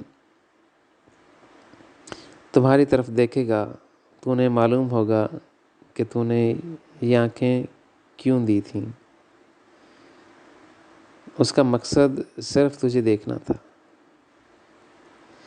جب وہ تیری آواز سنیں گے تو وہ جان لیں گے کہ ان کے کان صرف اور صرف تیری آواز سننے کے لیے بنائے گئے تھے۔ جب محبت کی دنیا قائم ہو جائے گی تو وہ شرمندہ ہوں گے کہ صرف تم ہی ہو جس سے انہیں پیار کرنا چاہیے تھا۔ اس لمحے میں بنی نوع انسان کو معلوم ہو جائے گا کہ محبت کے سارے گیت اور اشعار تیرے لیے لکھے گئے تھے۔ تم میری سانسوں میں چھپے ہو اور تم میرے دل میں رہتے ہو۔ جب بھی میں نے نئے جنتوں کو عبور کیا ہے اور ان میں نامعلوم مخلوقات کو دریافت کیا ہے، مجھے تیری محبت کا ایک نیا اور گہرا اظہار ملا ہے۔ جب میں نے جھک کر اپنے آسمانی والدین کے قدموں کو چوما، پہلے ہی لمحے سے میں نے محسوس کیا کہ کوئی ہیرا یا پینٹر نہیں ہے جو میرے آسمانی والدین کے قدموں کے رنگوں کو بیان کر سکے۔ خدا نے اس کے پاؤں ہٹائے اور کہا، یہ تمہاری جگہ نہیں ہے،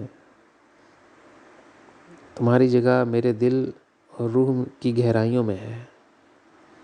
اس کے بعد خدا نے مجھے بہت مضبوطی سے گلے لگایا۔ اس لمحے میں جنتوں کے حیرت انگیز فضل کا تجربہ کر سکتا تھا اور خدا کی بہت سی روشنی میری روح کے اندر چلی گئی۔ پھر خدا نے میرا ہاتھ تھاما اور میرے ساتھ چل دیا۔ آدم کی زندگی کی مزید تفصیلات میرے ساتھ شیئر کیں جو اس کے مشن کی ناکامی کا باعث بنی۔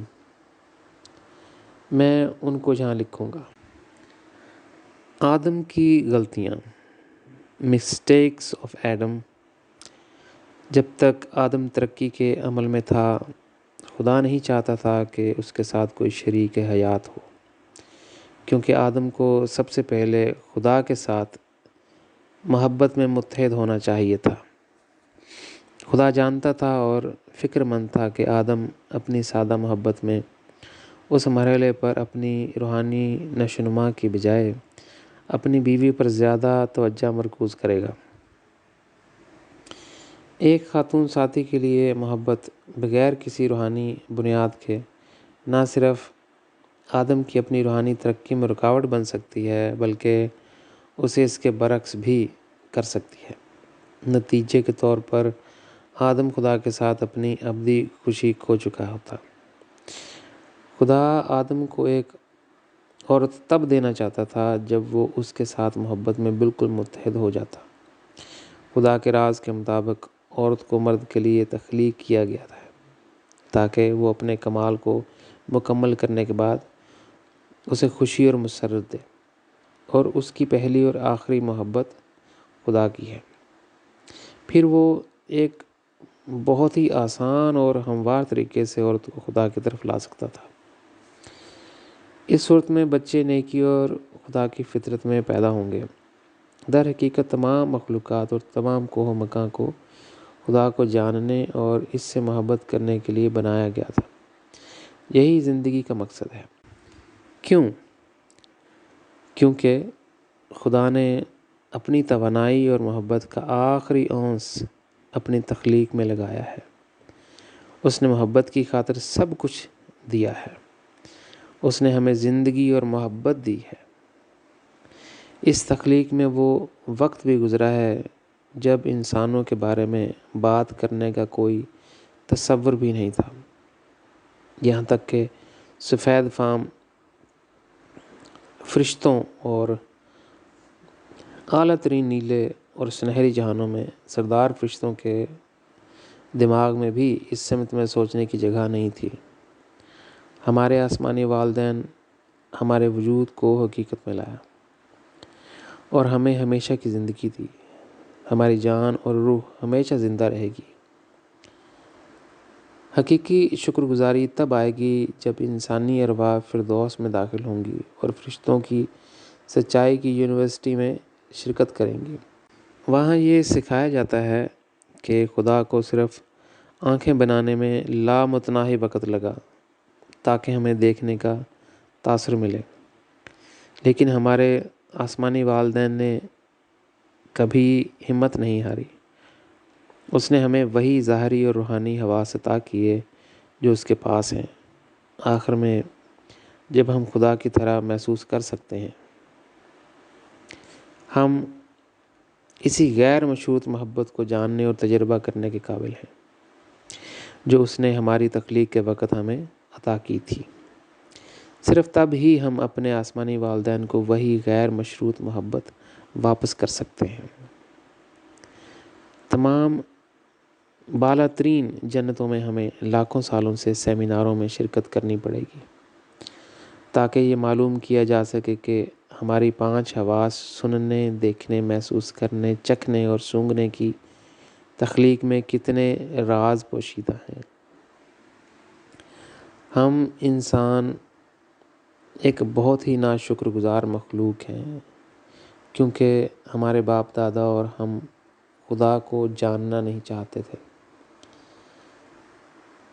زمین پر رہنے والے انسان سب سے زیادہ خود غرض، سب سے زیادہ اندھے اور سب سے زیادہ مادہ پرست مخلوق ہیں۔ ہم ہر اس شخص سے لطف اندوز ہونا چاہتے ہیں جسے خدا نے بنایا ہے، لیکن اس کے بغیر۔ ہم بھول چکے ہیں کہ ہمارے ارد گرد جو کچھ ہے وہ خدا کا ہے۔ ہم یہ بھی بھول گئے ہیں کہ ہمارا جسم، دماغ اور وجود خدا نے بنایا ہے۔ ایسی کوئی چیز نہیں جس کا ہم دعویٰ کر سکیں کہ یہ ہمارا ہے۔ ہم انسان یہ کہہ کر اپنے آپ کو درست ثابت نہیں کر سکتے کہ ہم تاریخ میں جو سب کچھ ہوا بھول گئے ہیں۔ ہم نے اپنے فطری ضمیر کو دبانے کے لیے ایک مناسب دفاعی حکمت عملی تیار کی ہے تاکہ ہمیں اپنے خالق کا شکر ادا کرنے یا محبت کا اظہار نہ کرنا پڑے۔ کوئی بچہ اپنے والدین کے لیے اتنا ظالم اور تکلیف دہ نہیں ہوتا جتنا ہم انسان اپنے خالق کے لیے ہیں۔ ہمیں کیسا لگے گا جب ہمارے بچے ہم سے منہ موڑ لیں اور ہم سے کوئی لین دین نہ چاہتے ہوں۔ ان کو تحفظ دینے کے لیے سب کچھ دینے کے بعد اپنے آپ کو پس منظر میں رکھ کر اور اپنی تمنا اور خواہشات کو اپنے بچوں کی ضروریات کے تابع کرنے کے بعد، کیا اس سے ہمارے دلوں میں گہرا درد نہیں ہوتا جب ہمارے بچے یہ کہتے ہوئے ہمارے منہ پر تھوکتے ہیں کہ ہم ان کے حقیقی جسمانی والدین نہیں ہیں اور یہ بہتر ہوتا کہ ہم انہیں جنم نہ دیتے؟ نہیں، ہم خدا کے نزدیک اس سے بھی زیادہ ظالم ہیں۔ ہم اس تخلیق کو دیکھتے ہیں، ہم ایک خلیے کو بھی بنانے کے قابل نہیں ہیں اور یہ دعویٰ کرتے ہیں کہ خدا کا کوئی وجود نہیں ہے اور ہم اس کے پیدا کردہ نہیں ہیں، لیکن یہ کہ زندگی اور کائنات اتفاقاً وجود میں آ گئی۔ ہم اس احمقانہ نظریے کے پیچھے چھپے ہوئے ہیں اور اپنے کبھی نہ ختم ہونے والے تکبر میں قائل ہیں کہ ہم شکر گزار، فرمانبردار اور محبت دینے کے پابند نہیں ہیں۔ ہماری لاعلمی اس حد تک ہے کہ ہم یہ مان لیں کہ سائنس اور تکنیکی ترقی ہماری انسانی ذہانت کے لیے منفرد ہے اور اسی لیے انسانیت کے درمیان ہماری دانشورانہ ملکیت ہے۔ مختلف مذاہب کے ماننے والے اپنے دانشور بنی نوع انسان ساتھیوں سے زیادہ بہتر نہیں ہیں۔ وہ اس خالق سے ملنے کے لیے کچھ نہیں کرتے کیونکہ یہ سعادت صرف ان کے مسیحا کے لیے ہے۔ وہ نبیوں اور رسولوں کے لکھے ہوئے مقدس الفاظ سے اپنی بے عملی کا جواز پیش کرتے ہیں اور ان سطروں کو خدا کی مکمل منشا کے لیے کاغذ پر لے لیتے ہیں۔ ہم سب جانتے ہیں کہ آپ اور میرے جیسے لوگ نامکمل اور مسلسل غلطیاں کرتے رہتے ہیں، اس آدھے علم کو کاغذ پر رکھ دیتے ہیں اور کچھ صحیفے حتیٰ کہ خود مذاہب کے پیغمبروں نے کبھی نہیں لکھے تھے۔ آئیے ہم اپنے بنی نوع انسان ساتھیوں کو دیکھیں، چاہے وہ ہمارا پڑوسی ہو یا ہمارا ہم نسب۔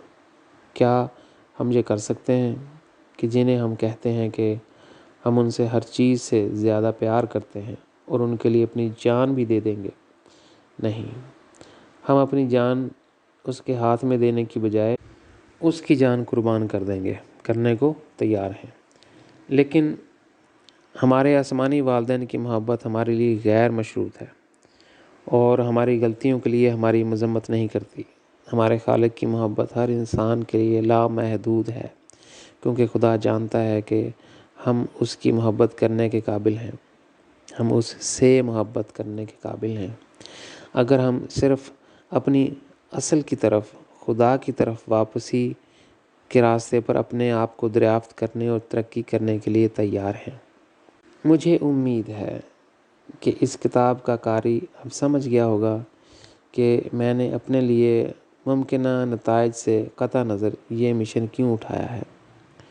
میں سب سے بڑھ کر خدا سے پیار کرتا ہوں، اور میں جانتا ہوں کہ وہ تب ہی خوش ہوتا ہے جب اس کا ہر ایک بچہ دوبارہ اس کی طرف واپسی کا سفر شروع کرتا ہے۔ جب میں اسے سب سے زیادہ پیار کرتا ہوں تو میں خود کو کیسے خوش رکھ سکتا ہوں؟ کڑوا سچ موت کے ساتھ آتا ہے اور ہمارے منہ پر گھونسے کی طرح لگتا ہے۔ موت ہمیں ہلا کر رکھ دیتی ہے، اور روحانی دنیا میں پہلی بار ہم جانتے ہیں کہ کچھ بھی ہمارا نہیں تھا۔ ہمیں اس دھرتی کو خالی ہاتھ چھوڑنا ہے، اور ہم اس لمحے خود کو بے بس محسوس کرتے ہیں۔ ایک جھٹکے کے ساتھ ہمیں اپنے پیچھے سب کچھ چھوڑنا پڑتا ہے۔ موت ہمیں وہاں لے جاتی ہے جہاں ہم جانا نہیں چاہتے۔ ایک جھٹکے کے ساتھ ہم نے اس زمین کو اپنے پیچھے چھوڑنا ہے۔ اس لمحے احساس ہوتا ہے کہ جو کچھ ہم نے کہا کہ وہ میرا ہے، یہ میرا تھا، اگرچہ یہ میرا ہوگا تو اسے میرے ساتھ جانا چاہیے۔ ہمارے سب سے پیارے خدا نے یہ تخلیق ہمیں مختصر وقت کے لیے عطا کی ہے۔ انا پرست لوگوں کے طور پر ہم اس دنیا میں اور اپنی نفسانی خواہشات کے ساتھ مصروف رہتے ہیں اور اپنی ضروری لازوال محبت کو بھول جاتے ہیں۔ ہم زمین پر غریب ترین لوگ ہیں، میرا مطلب ہے حقیقی غریب۔ ہم اپنی انا، خود غرضی اور محبت کے غلام ہیں۔ ہمارا نعرہ ہے کہ میں تم سے پیار کرتا ہوں، تم مجھ سے پیار کرتے ہو۔ ہم بھول گئے ہیں کہ محبت کا اصل سرچشمہ خدا کے اندر سے شروع ہوتا ہے۔ محبت کا یہ اصل سرچشمہ خدا کے اندر سے شروع ہوتا ہے۔ محبت کا یہ حقیقی ذریعہ ہمیں والدین کی محبت اور اس کے بعد خاندانی محبت، مرد اور عورت کے درمیان محبت کو جاننے کا موقع فراہم کرتا ہے، دوسری طرف نہیں۔ انسانوں کے لیے اصل چابی یہ ہے کہ وہ واقعی غریب محسوس کریں جب وہ خدا کو نہیں دیکھ پاتے، حتیٰ کہ وہ انہیں دنیا کی تمام خوشیاں، ساری جنتیں اور تمام آسمان عطا کرتا ہے۔ میں جانتا ہوں کہ جنتوں میں سب سے امیر شخص وہ ہے جو خدا کو دیکھتا ہے اور اس کے قریب ہے۔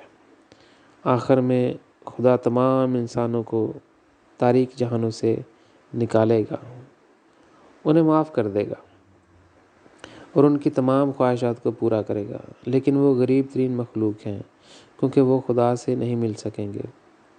اس شخص کی حقیقی قدر جس نے خدا کو پانے کے لیے زمین اور اپنا وجود کھو دیا ہو، ہر قربانی دی ہو اور خدا سے ملنے کے لیے ہر صلیب اٹھائی ہو، روحانی دنیا میں پہچانی جائے گی۔ اس زندگی میں اور موت کے بعد کی زندگی میں جنتوں کی مخلوق اسے اپنی جنت کا شہری بننے کی دعوت دیں گے، کیونکہ وہ خدا کو جانتا ہے۔ وہ جنتوں کے لیے خاص ہے، تاہم اس کی خصوصیات بیش قیمت ہیں، وہ صرف خدا کا ہے۔ ہم پہلے آدم کے موضوع کی طرف واپس آتے ہیں۔ جب حق تعالیٰ نے جانوروں کی بادشاہت پیدا کی، اس نے محبت کی خاطر آدم سے تمام جانوروں کے نام دینے کے لیے کہا۔ خدا نے تمام ناموں کو قبول کیا جو آدم نے ان کے لیے چنے تھے۔ آدم نے مشاہدہ کیا کہ خدا نے ہر جانور کے لیے ایک شریک بنایا، نر اور مادہ۔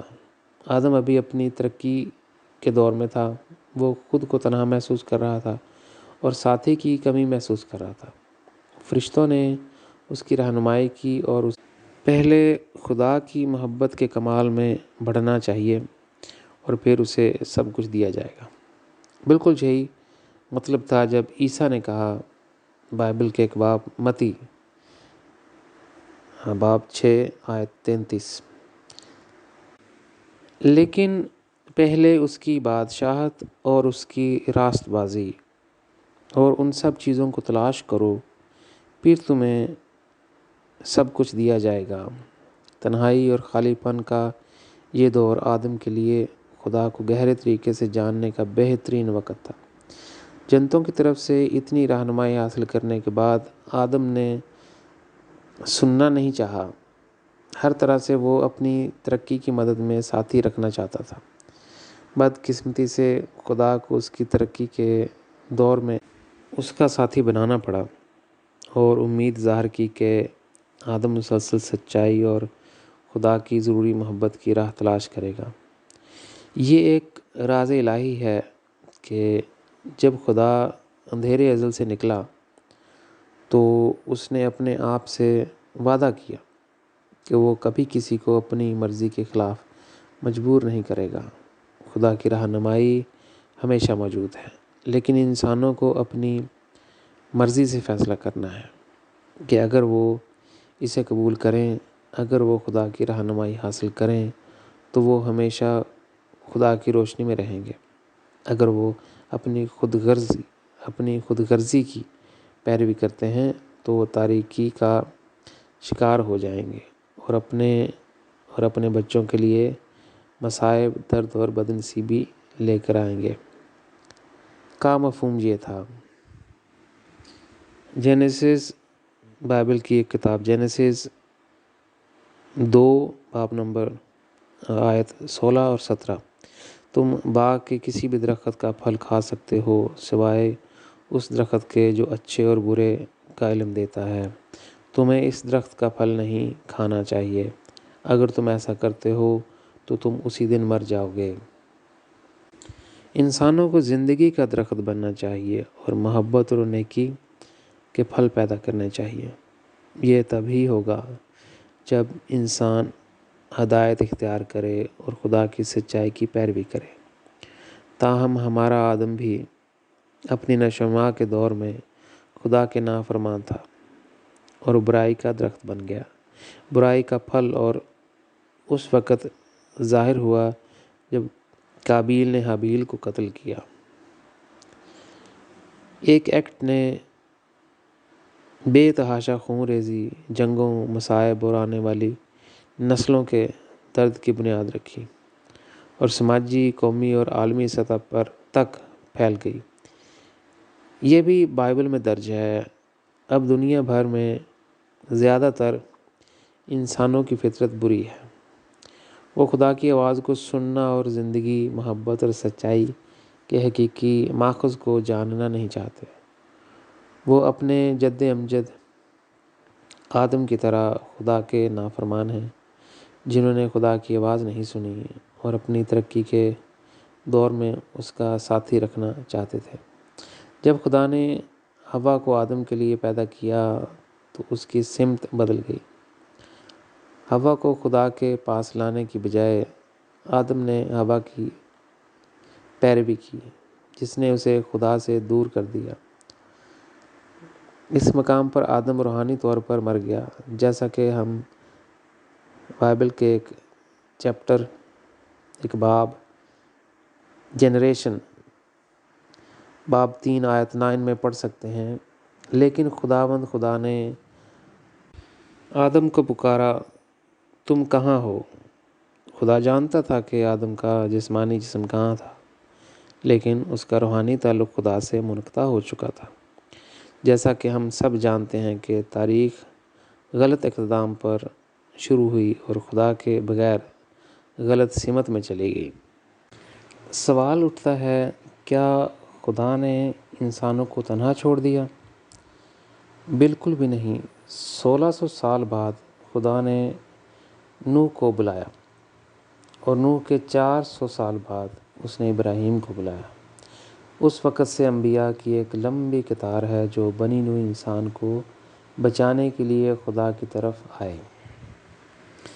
کیونکہ آدم ایک برا درخت بن گیا اور برے پھل پیدا کیے، ہم برے بچوں کے طور پر مسلسل ان نبیوں پیغمبروں کو دھوکہ دیتے اور جھٹلاتے رہے۔ ان کی موت کے بعد ہم نے ان سے محبت کرنا شروع کر دی اور انہیں فردوس میں داخل ہونے کا حل اور چابی سمجھا، اور خدا کو بھول گئے۔ یہ بالکل وہی معنی تھا جب عیسیٰ نے کہا، پہلے تم نے نبیوں پر یقین نہیں کیا اور ان کے ساتھ دھوکہ کیا۔ اس کے بعد تم نے کہا، جب ابراہیم، موسیٰ، یسایہ یا دوسرے انبیاء واپس آئیں گے تو ہم ان پر ایمان لائیں گے۔ اب تمہارے زمانے میں زندہ مسیحا اور نبی ہوں، لیکن تم مجھے دھوکہ دینا اور مارنا چاہتے ہو۔ تم اپنے باپ دادا سے بہتر نہیں ہو۔ بائبل کے ایک باب میں لکھا ہے، اس کا نام ہے ماؤنٹ، باب نمبر 7 آیت 17-20۔ ایک صحت مند درخت اچھا پھل دیتا ہے، لیکن ایک کمزور درخت برا پھل دیتا ہے۔ ایک صحت مندانہ درخت برا پھل نہیں لا سکتا اور کمزور درخت اچھا پھل نہیں دے سکتا۔ اور جو درخت اچھا پھل نہیں دیتا اسے کاٹ کر آگ میں پھینک دیا جاتا ہے۔ تو پھر تم جھوٹے نبیوں کو ان کے کاموں سے جانو گے۔ یہ آیات آدم کی اولاد کی فطرت کی عکاسی کرتی ہیں۔ مجھ پر بھی یہی لاگو ہوتا ہے۔ میں خدا کی طرف سے انسانوں کی رہنمائی کے لیے آیا ہوں، لیکن جب میں سیمیناروں میں یا عوام الناس میں بات کرتا ہوں، خاص طور پر عیسائی اور مسلمان مجھے برا کہتے ہیں یا مجھ پر الزام لگاتے ہیں کہ ابلیس میرے ساتھ کام کر رہا ہے۔ وہی کہانی جو عیسیٰ کے ساتھ پیش آئی اب دہرائی جا رہی ہے۔ بائبل کے ایک باب میں پڑھیں، اس کا نام ہے ماؤنٹ، باب نمبر 12 آیت 24-28۔ جب فریسیوں نے یہ سنا تو انہوں نے جواب دیا، وہ بدروحوں کو نکالتا ہے صرف اس لیے کہ اس کا حکمران ابلیس بیلزبب اسے ایسا کرنے کا اختیار دیتا ہے۔ عیسیٰ کو معلوم تھا کہ وہ کیا سوچ رہے ہیں، اس لیے اس نے ان سے کہا، کوئی بھی ملک جو اپنے آپ کو گروہوں میں تقسیم کرتا ہے جو ایک دوسرے سے لڑتے ہیں ٹوٹ جائے گا۔ لہٰذا اگر ابلیس کی بادشاہت میں ایک گروہ دوسرے سے لڑ رہا ہے تو اس کا مطلب ہے کہ وہ اپنے ہی گروہوں میں بٹا ہوا ہے اور جلد ہی ٹوٹ جائے گا۔ تم کہتے ہو کہ میں بدروحوں کو نکالتا ہوں کیونکہ بیلزبب مجھے ایسا کرنے کی طاقت دیتا ہے۔ ٹھیک ہے، پھر تمہارے پیروکاروں کو انہیں نکالنے کا اختیار کون دیتا ہے؟ تمہارے اپنے پیروکار جو کچھ کرتے ہیں اس سے ثابت ہوتا ہے کہ تم غلط ہو۔ نہیں، یہ بیلزبب نہیں ہے بلکہ خدا کی روح ہے جو مجھے بدروحوں کو نکالنے کی طاقت دیتی ہے، جو یہ ثابت کرتی ہے کہ خدا کی بادشاہت تم پر آ چکی ہے۔ میں کیسے برائی ہو سکتا ہوں؟ اور جب میں سب کچھ کرتا ہوں تو خدا کے بارے میں بہت سے انکشافات بنی نوع انسان کو ان کے حقائق کے پاس واپس لانے کے لیے لوسیفر میرے ذریعے کیسے کام کر سکتا ہے؟ اس کا مطلب ہے کہ میں لوسیفر کی دنیا کو تباہ کرنا چاہتا ہوں۔ وہ اتنا بیوقوف نہیں ہے کہ میرے ساتھ کام کرے۔ اس کی ذہانت ہمارے انسانی تصور سے کہیں زیادہ ہے۔ اپنے زوال سے پہلے اسے خدا کی طرف سے بلا وجہ صبح کا ستارہ خطاب نہیں ملا تھا۔ یہ اس کی حکمت کی وجہ سے ہے۔ کہ وہ اپنے زوال کے بعد سے آج تک زمین پر خدا کی بادشاہت کے قیام کو روکنے میں کامیاب رہا ہے۔ اس نے پوری تاریخ میں مسلسل خدا کو چیلنج کیا ہے۔ اسے خدا یا کسی نبی یا مسیح کی پرواہ نہیں ہے۔ تاریخ میں ہر نبی یا مسیح نے، خاص کر عیسیٰ نے، ایسی ہی تباہ کن غلطی کی۔ انہوں نے وہ سب کچھ نہیں ظاہر کیا جو وہ خدا کے بارے میں جانتے تھے۔ اگر وہ ایسا کرتے تو زمین پر خدا کی بادشاہت پہلے ہی قائم ہو جاتی۔ انسانیت کے دماغ، ضمیر اور دل پھر سے خدا کی طرف متوجہ ہوتے۔ یہ بہت آسان ہے۔ عیسیٰ نے پہلے ہی بائبل کے ایک باب یوحنا باب 8 آیت 47 میں کہا ہے، جو خدا کی طرف سے آتا ہے وہ خدا کی باتیں سنتا ہے، تاہم تم خدا کی طرف سے نہیں ہو اور اسی لیے تم نہیں سنو گے۔ سادہ سی بات ہے، میں خدا کی طرف سے آیا ہوں، میں خدا کو دیکھتا اور ملتا ہوں، اور اس نے مجھے زمین پر اپنی بادشاہت لانے کا مشن دیا ہے۔ لیکن بڑے کھلاڑی عیسائیت اور اسلام کہتے ہیں کہ میں ابلیس کی طرف سے آیا ہوں۔ میں خدا کی طرف سے آیا ہوں لیکن وہ سننا نہیں چاہتے۔ اس معاملے میں عیسائی واضح طور پر اپنے مقدس صحیفے بائبل کے احکام کے خلاف کام کرتے ہیں۔ دوسرے لفظوں میں وہ خدا سے تعلق نہیں رکھتے، ورنہ اگر وہ خدا کے لیے ترستے ہیں تو وہ میری بات سنتے۔ اسلام میں محمد نے کہا کہ اس کے بعد کوئی نبی نہیں آ سکتا۔ یہ سب سے بڑا جھوٹ ہے جو اس نے اپنے مذہب کی حفاظت کے لیے خود پھیلایا ہے۔ یہ کیسے ہو سکتا ہے کہ ہر روز انسان جہنم میں داخل ہو رہے ہیں اور خدا نے زمین پر کوئی نبی یا مسیح نہ بھیجا ہو؟ خدا نے براہ راست مجھ سے کہا، اگر عیسیٰ نے وہ سب کچھ ظاہر کیا ہوتا جو وہ جانتا تھا تو اسلام کبھی نہ آتا۔ خدا نے عیسیٰ کے ذریعے زمین پر اپنی بادشاہت قائم کرنے کا منصوبہ بنایا۔ کسی مذہب کو قائم کرنے کا کوئی تصور نہیں تھا۔ عیسائیت عیسیٰ کے خدا کی منشا پوری نہ کرنے کی وجہ سے آئی۔ فرشتہ جبرائیل کو نیا مذہب عیسائیت بنانے کے لیے سول کا انتخاب کرنا تھا، جو بعد میں پال بن گیا۔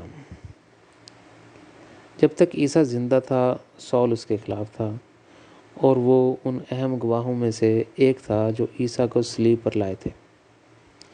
آخر میں وضاحت کروں گا کہ عیسیٰ نے خدا کی منشا کو کیوں پورا نہیں کیا۔ یہ وقت تمام بڑے مذاہب کے لیے ہے، اس لیے کوئی فرق نہیں پڑتا کہ یہ اسلام ہے، عیسائیت یا ایک اور مذہب۔ یہ تسلیم کرنے کے لیے کہ ان کا مسیحا یا نبی خدا کی طرف سے جانے کا راستہ تھا، خدا کی طرف جانے کا راستہ تھا، نہ کہ منزل۔ ہمارے موجودہ دور میں بھی ہر انسان میں عیسیٰ یا محمد سے بڑا نبی بننے کی صلاحیت اور کنجی موجود ہے۔ دن میں 24 گھنٹے خدا کے ہر بچے کے لیے ہمیشہ کے لیے اس تک پہنچنے کا راستہ آزاد ہے۔ یہ سب سے بڑا جھوٹ ہوگا اگر میں کہوں کہ میرے بعد خدا کی محبت کا سمندر خشک ہے اور بنی نوع انسان صرف میرے ذریعے ہی خدا کو پہچان سکتا ہے۔ یہ سچ نہیں ہے۔ خدا کی بادشاہت میں زمین پر خدا کی مثالی دنیا میں خدا کا ہر بچہ نبی یا مسیح ہوگا یا خدا کا حیرت انگیز فضل حاصل کرے گا۔ یہ زمین انبیاء سے بھر جائے گی۔ خدا کا کسی نبی یا مسیح سے کوئی معاہدہ نہیں کہ وہ درمیانی نقطہ ہیں۔ خدا نے ہر نبی یا مسیح کو واضح طور پر بتایا جب اس نے انہیں اپنی منشا کے لیے مشن دیا کہ وہ انسانوں کو ان کی طرف رہنمائی کریں۔ اس سے کوئی فرق نہیں پڑتا کہ وہ کون ہے۔ ہر کوئی نبی یا مسیح جو اس غلط فہمی کو لے کر آیا کہ وہ درمیانی نقطہ ہے، اپنی خواہشات کا شکار ہوا۔ موت کے بعد کی زندگی میں خدا ان سب سے بہت ناراض تھا۔ اگرچہ اس نے انہیں معاف کر دیا، لیکن وہ ان کے لیے پرجوش نہیں ہے۔ کوئی بھی خدا کو اپنی خود غرضی کے پنجرے میں نہ ڈالے کہ وہ انسانوں سے اس کے ذریعے ہی ملے گا۔ خدا نے مجھ سے کہا، تمہیں بنی نوع انسان کو بتانا ہوگا کہ میں کون ہوں۔ تم نے کیا سنا، دیکھا اور تجربہ کیا، اور میں نے تمہیں کون سا حیرت انگیز فضل عطا کیا۔ بنی نوع انسان اور دیگر تمام مخلوقات کو میری طرف رہنمائی کر۔ اب ہم ایک نئے باب میں آ گئے ہیں، خدا کی منشا کے لیے انبیاء کا غم۔ The sadness of prophets for the will of God. ایک بار آسمانی والدین نے مجھ سے کہا کہ تمام مذاہب بالخصوص اسلام، عیسائیت اور یہودیت نے اسے ظاہری احترام دیا ہے، لیکن اس کے دل اس سے بہت دور ہو چکے ہیں۔ جدید دانشور لوگ یہ سمجھتے ہیں کہ دماغ چابی ہے، اور ڈاکٹر، آرکیٹیکٹ، سائنسدان وغیرہ بننے کے لیے علم حاصل کرنے سے پہلے انہیں یونیورسٹی میں کئی سیمیسٹر مکمل کرنے ہوتے ہیں۔ لیکن جو دانشور ذہین نہیں سمجھتا وہ یہ ہے کہ صرف دل کی زندگی ہی ہمیں روحانی زندگی اور خدا کی طرف سفر کا ادراک کرنے دیتی ہے۔ دل وہ چابی ہے جو ایک ایک کر کے 100 سے 1000 کھڑکیاں کھولتی ہے۔ یہ انسان پر منحصر ہے کہ وہ خدا کے لیے کتنی آرزو رکھتا ہے۔ اس کا دل اپنے خالق سے ملنے کے لیے کتنا پکارتا ہے، اور خدا کے لیے اس تنہا سفر پر کوئی کتنی قربانیاں اور پار کر سکتا ہے۔ یہ اس بات پر منحصر ہے کہ کوئی شخص کتنی تیز اور اونچی پرواز کر سکتا ہے، جیسا کہ ہماری تخلیق میں عقاب دوسرے پرندوں سے اونچا اڑ سکتا ہے۔ خدا کا دروازہ کسی بھی ہستی یا انسان کے لیے ہمیشہ کھلا ہے۔ خدا سے ملنے کا راستہ غیر مشروط ہے اور اپنی مرضی سے چلنے کی مکمل آزادی ہے۔ ایسا ہوتا ہے کہ آپ ساری زندگی اسی راستے پر چلتے ہیں اور اس دنیا سے جانے سے پہلے آپ کو کوئی نتیجہ نظر نہیں آتا۔ یہ راستہ سب سے اداس راستہ ہے، اور یہ تنہائی اور خالی پن سے ہمراہ ہے۔ اس کے برعکس آپ بہت کم وقت میں بیرونی دنیا میں اپنی کوششوں کا نتیجہ دیکھ سکتے ہیں۔ وہاں آپ بہت سے لوگوں سے گھرے ہوئے ہیں، جیسے دوست یا آپ کے خاندان، جو آپ کو متاثر کرتے ہیں۔ عزت ملنا معمول کی بات ہے، اور ہر کوئی آپ کو اپنے کامیاب کیریئر کے لیے جو بھی کوشش کرتا ہے آپ کی تعریف کرتا ہے۔ آپ ان کے لیے بت بن جاتے ہیں۔ تمام دنیاوی چیزیں آپ کے قدموں کو چھوتی ہیں۔ ایک بار جب آپ مشہور ہو جاتے ہیں تو زندگی سب سے زیادہ خوشگوار ہو جاتی ہے، کیونکہ پیسہ بہتا ہے۔ آپ بہت زیادہ زمین اور بہت سے مکانات خرید سکتے ہیں اور اس پر قبضہ کر سکتے ہیں۔ اپنے کیریئر کے اوپری حصے میں آپ کو سب سے خوبصورت عورت مل سکتی ہے جو آپ کے ساتھ خاندان رکھنا چاہتی ہے۔ ہر کوئی آپ کی طرف دیکھتا ہے، آپ کو دیکھ کر مسکراتا ہے اور آپ کی تسبیح کرتا ہے کہ آپ اپنے اندر بہت خاص ہونے کا یقین کرنے لگتے ہیں۔ لیکن جب آپ روحانی راستے پر چلتے ہیں تو لوگ سمجھتے ہیں کہ آپ کو نفسیاتی مسائل ہیں اور آپ ذہنی بیمار ہیں۔ وہ آپ کو بہت تعجب سے دیکھتے ہیں، جیسے آپ کے ساتھ کچھ غلط ہے۔ یہاں تک کہ اگر آپ سب سے زیادہ عقل مند شخص ہیں، کوئی بھی آپ سے بات چیت اور مشورہ نہیں لینا چاہتا ہے۔ جتنا زیادہ آپ اس شور مچانے والی تباہ کن دنیا سے زیادہ سچائی کی تحقیق کے لیے دور جائیں گے، اتنا ہی آپ الگ تھلگ اور تنہا ہوتے جائیں گے، یہاں تک کہ آپ کے دوست، خاندان اور پیارے آپ سے منہ موڑ لیتے ہیں۔ آپ ایک ایسے شخص بن جاتے ہیں جو خود کو اس معاشرے میں ایڈجسٹ نہیں کر سکتا۔ ایسا لگتا ہے کہ آپ کوئی کھوئی ہوئی روح ہیں۔ اس سفر پر آپ جتنی گہرائی میں جائیں گے، دھند اتنا ہی پھیلتا جائے گا۔ کئی بار آپ کی اندرونی آواز پوچھتی ہے کہ کیا آپ نے واقعی صحیح فیصلہ کیا ہے؟ آخر میں آپ پوری دنیا کو اپنے پیچھے چھوڑ دیتے ہیں۔ آپ اپنی ساری زندگی روحانی حقیقت کو تلاش کرنے کے لیے لگا دیتے ہیں۔ افسوسناک بات یہ ہوگی کہ جب آپ روحانی مشاہدات اور تجربات کے بعد معاشرے میں واپس آ جائیں گے اور کہیں گے میں خدا سے ملا ہوں، جب دنیا کے لوگ یہ سنتے ہیں کہ آپ خدا سے ملے ہیں تو وہ منہ بناتے ہیں اور بہت غصے ہوتے ہیں۔ پہلی بار آپ کا احساس ہوگا کہ آپ جتنے زیادہ انکشاف کریں گے اور جس شدت سے آپ اس دنیا کو بدلنا یا بچانا چاہتے ہیں، اتنی ہی صلیبیں آپ کا انتظار کر رہی ہیں۔ آئیے میرا راستہ دیکھیں۔ میں نے اپنی ساری زندگی خدا کی تلاش کے لیے روحانی راستے پہ لگا دی۔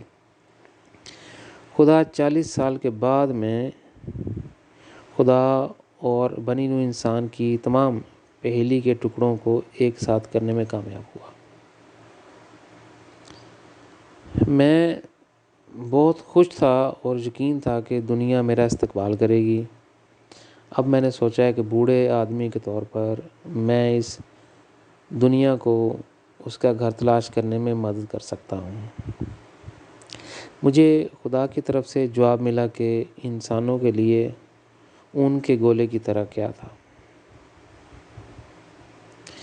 اس مقام تک پہنچنے تک مجھے قربانیوں کے طویل راستے پر چلنا پڑا۔ کئی صلیبیں اٹھانی پڑیں اور کئی بار مارا جا سکتا تھا۔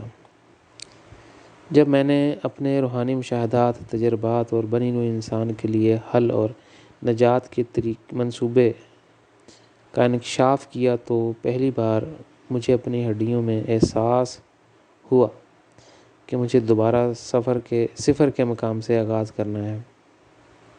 میں پہچان سکتا تھا کہ اور کتنی صلیبیں، مسترد انکار اور قتل کی کوشش میرے انتظار میں تھیں۔ مجھے پوری دنیا سے دھوکہ کھانے جیسا محسوس ہوا۔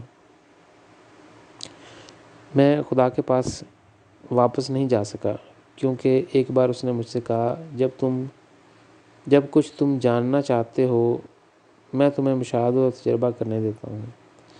کئی سالوں سے میرے لیے جنتوں کے دروازے بند تھے۔ انہوں نے مجھے بتایا کہ اس دنیا کا مقابلہ کرنا میری ذمہ داری ہے اور مجھے تمام تر مشکلات کے باوجود مسلسل آگے بڑھنا ہے۔ میرے دل میں ایک ایسا لمحہ بھی آیا جب میں سمجھ سکتا تھا اور ان انبیاء کو ترس آتا تھا جنہوں نے خدا کی رضا کے لیے اپنا مشن چھوڑ دیا۔ مجھے بعض انبیاء کی باتیں یاد آ گئیں جو میرے دل کو چھو گئیں۔ موسیٰ نے خدا سے کہا کہ میں بہت بوڑھا ہو گیا ہوں، تو نے مجھے یہ مشن کیوں دیا؟ عیسیٰ نے خدا سے کسی اور کو بھیجنے کو کہا۔ جب جبرائیل محمد کو جنتوں کے پراسرار سفر پر لے گیا تو اس نے خدا سے کہا کہ اے خدا، مجھے اس دنیا میں واپس نہ بھیجنا۔ مجھے اپنے آپ سے یہ سوال کرنا تھا کہ میں ایک بوڑھے شخص کی حیثیت سے معاشرے اور دنیا سے ٹکراؤ کی کتنی طاقت رکھتا ہوں۔ جب میں نے خدا کی طرف سے کہا کہ مذاہب کا وقت ختم ہو گیا ہے اور ایک خدا پر مرکوز دنیا کا خاندان شروع ہوتا ہے، میرا مشن بہت مشکل ہو گیا اور اسے پورا کرنا ناممکن لگتا ہے۔ پریشانی اس وقت ہوئی جب میں نے کہا کہ ہر سابقہ مسیحا اور نبی نے خدا کے حکم میں غلطیاں کی ہیں۔ جب میں نے اسلام اور عیسائیت کی تعلیم کو اس حصے میں تقسیم کیا جو خدا کی طرف سے تھا اور دوسرا جو ان کے لیے نجات دہندہ سے آیا تھا، یہ خاص بات تھی۔ مذہبی لوگ مجھ سے نفرت کرتے ہیں۔ اس وجہ سے یورپ کے خوبصورت معاشرے میں مسلمانوں نے 3 بار مجھے مارنے کی کوشش کی، لیکن خدا نے میری جان بچائی۔ مجھے ان کی آنکھوں میں بہت نفرت، غصہ اور جہالت نظر آتی ہے، اور وہ مجھ پر الزام لگاتے ہیں کہ ابلیس مجھ میں بسا ہوا ہے۔ در حقیقت میں خدا کی طرف سے ان تمام الجھنوں کو دور کرنا چاہتا ہوں جو انبیاء نے اپنے خیالات کے ساتھ خدا کے انکشافات کو ملا کر لائے تھے۔ لہٰذا انسانوں کے لیے خدا سے ملنے کا راستہ آزاد ہو سکتا ہے۔ یہ بہت سچ ہے کہ خدا نے مجھ سے مذہبی لوگوں کے بارے میں کہا۔ وہ بطور خدا میری سطحی طور پر عزت تو کرتے ہیں، لیکن ان کے دل مجھ سے بہت دور ہیں۔ وہ اپنے نبیوں اور نجات دہندگان سے اتنی شدت سے چمٹے ہوئے ہیں۔ واقعی خدا کے لیے کوئی جگہ نہیں ہے۔ ان کے دلوں میں انبیاء کے لیے تو بڑا مقام ہے، لیکن خدا کے لیے تھوڑی جگہ بھی نہیں۔ یہ اس دنیا کی حقیقی تصویر ہے۔ میں اپنے سامنے لوسیفر کو دیکھتا ہوں، جسے خدا کی طرف سے مارننگ سٹار یعنی صبح کا ستارہ کا خطاب ملا تھا، اور الفاظ یاد رکھیں، اس نے اپنے زوال سے پہلے خدا سے کہا، میں نے لاکھوں سالوں سے انسانی تخلیق کی مدد کرنے کی کوشش کی ہے۔ انسان بہت خود غرض اور تیرے ناشکرے ہیں۔ جب میں انسانی مخلوق کے پاس جاتا ہوں کہ ان سے تیرے بارے میں بات کروں، تو وہ تجھے اپنی پیٹھ دکھاتے ہیں۔ ان کے دل میں اپنے خالق کے لیے جگہ نہیں ہے۔ میری ان سے بس ہو گئی ہے۔ تو نے انسانوں کو بنا کر غلطی کی ہے۔ لوسیفر کی طرح فرشتوں کی بھی یہی رائے تھی، لیکن فرق یہ تھا کہ انہوں نے خدا سے کہا، ہم انسانی تخلیق کی خدمت جاری رکھنا چاہتے ہیں کہ ایک دن وہ تجھے جان لیں گے۔ تو ان کو اپنے دونوں ہاتھوں سے تو نے ان کو اپنے دونوں ہاتھوں سے پیدا کیا، اور تو مستقبل کو جانتا ہے جو ہم نہیں جانتے۔ لوسیفر نے خدا پر الزام لگایا کہ اس نے انسانوں کو پیدا کر کے غلطی کی ہے۔ اس کی وجہ سے وہ روشنی سے اندھیرے میں گر گیا۔ پھر اس نے خدا کے سامنے انسانوں کو اس کے لیے مجرم ٹھہرایا۔ تاہم فرشتے بنی نوع انسان کو لوسیفر کے سب سے مضبوط ساتھی کے طور پر دیکھتے ہیں۔ لہذا انسان ہمارے موجودہ وقت تک مسلسل تاریک جہانوں میں داخل ہوا ہے۔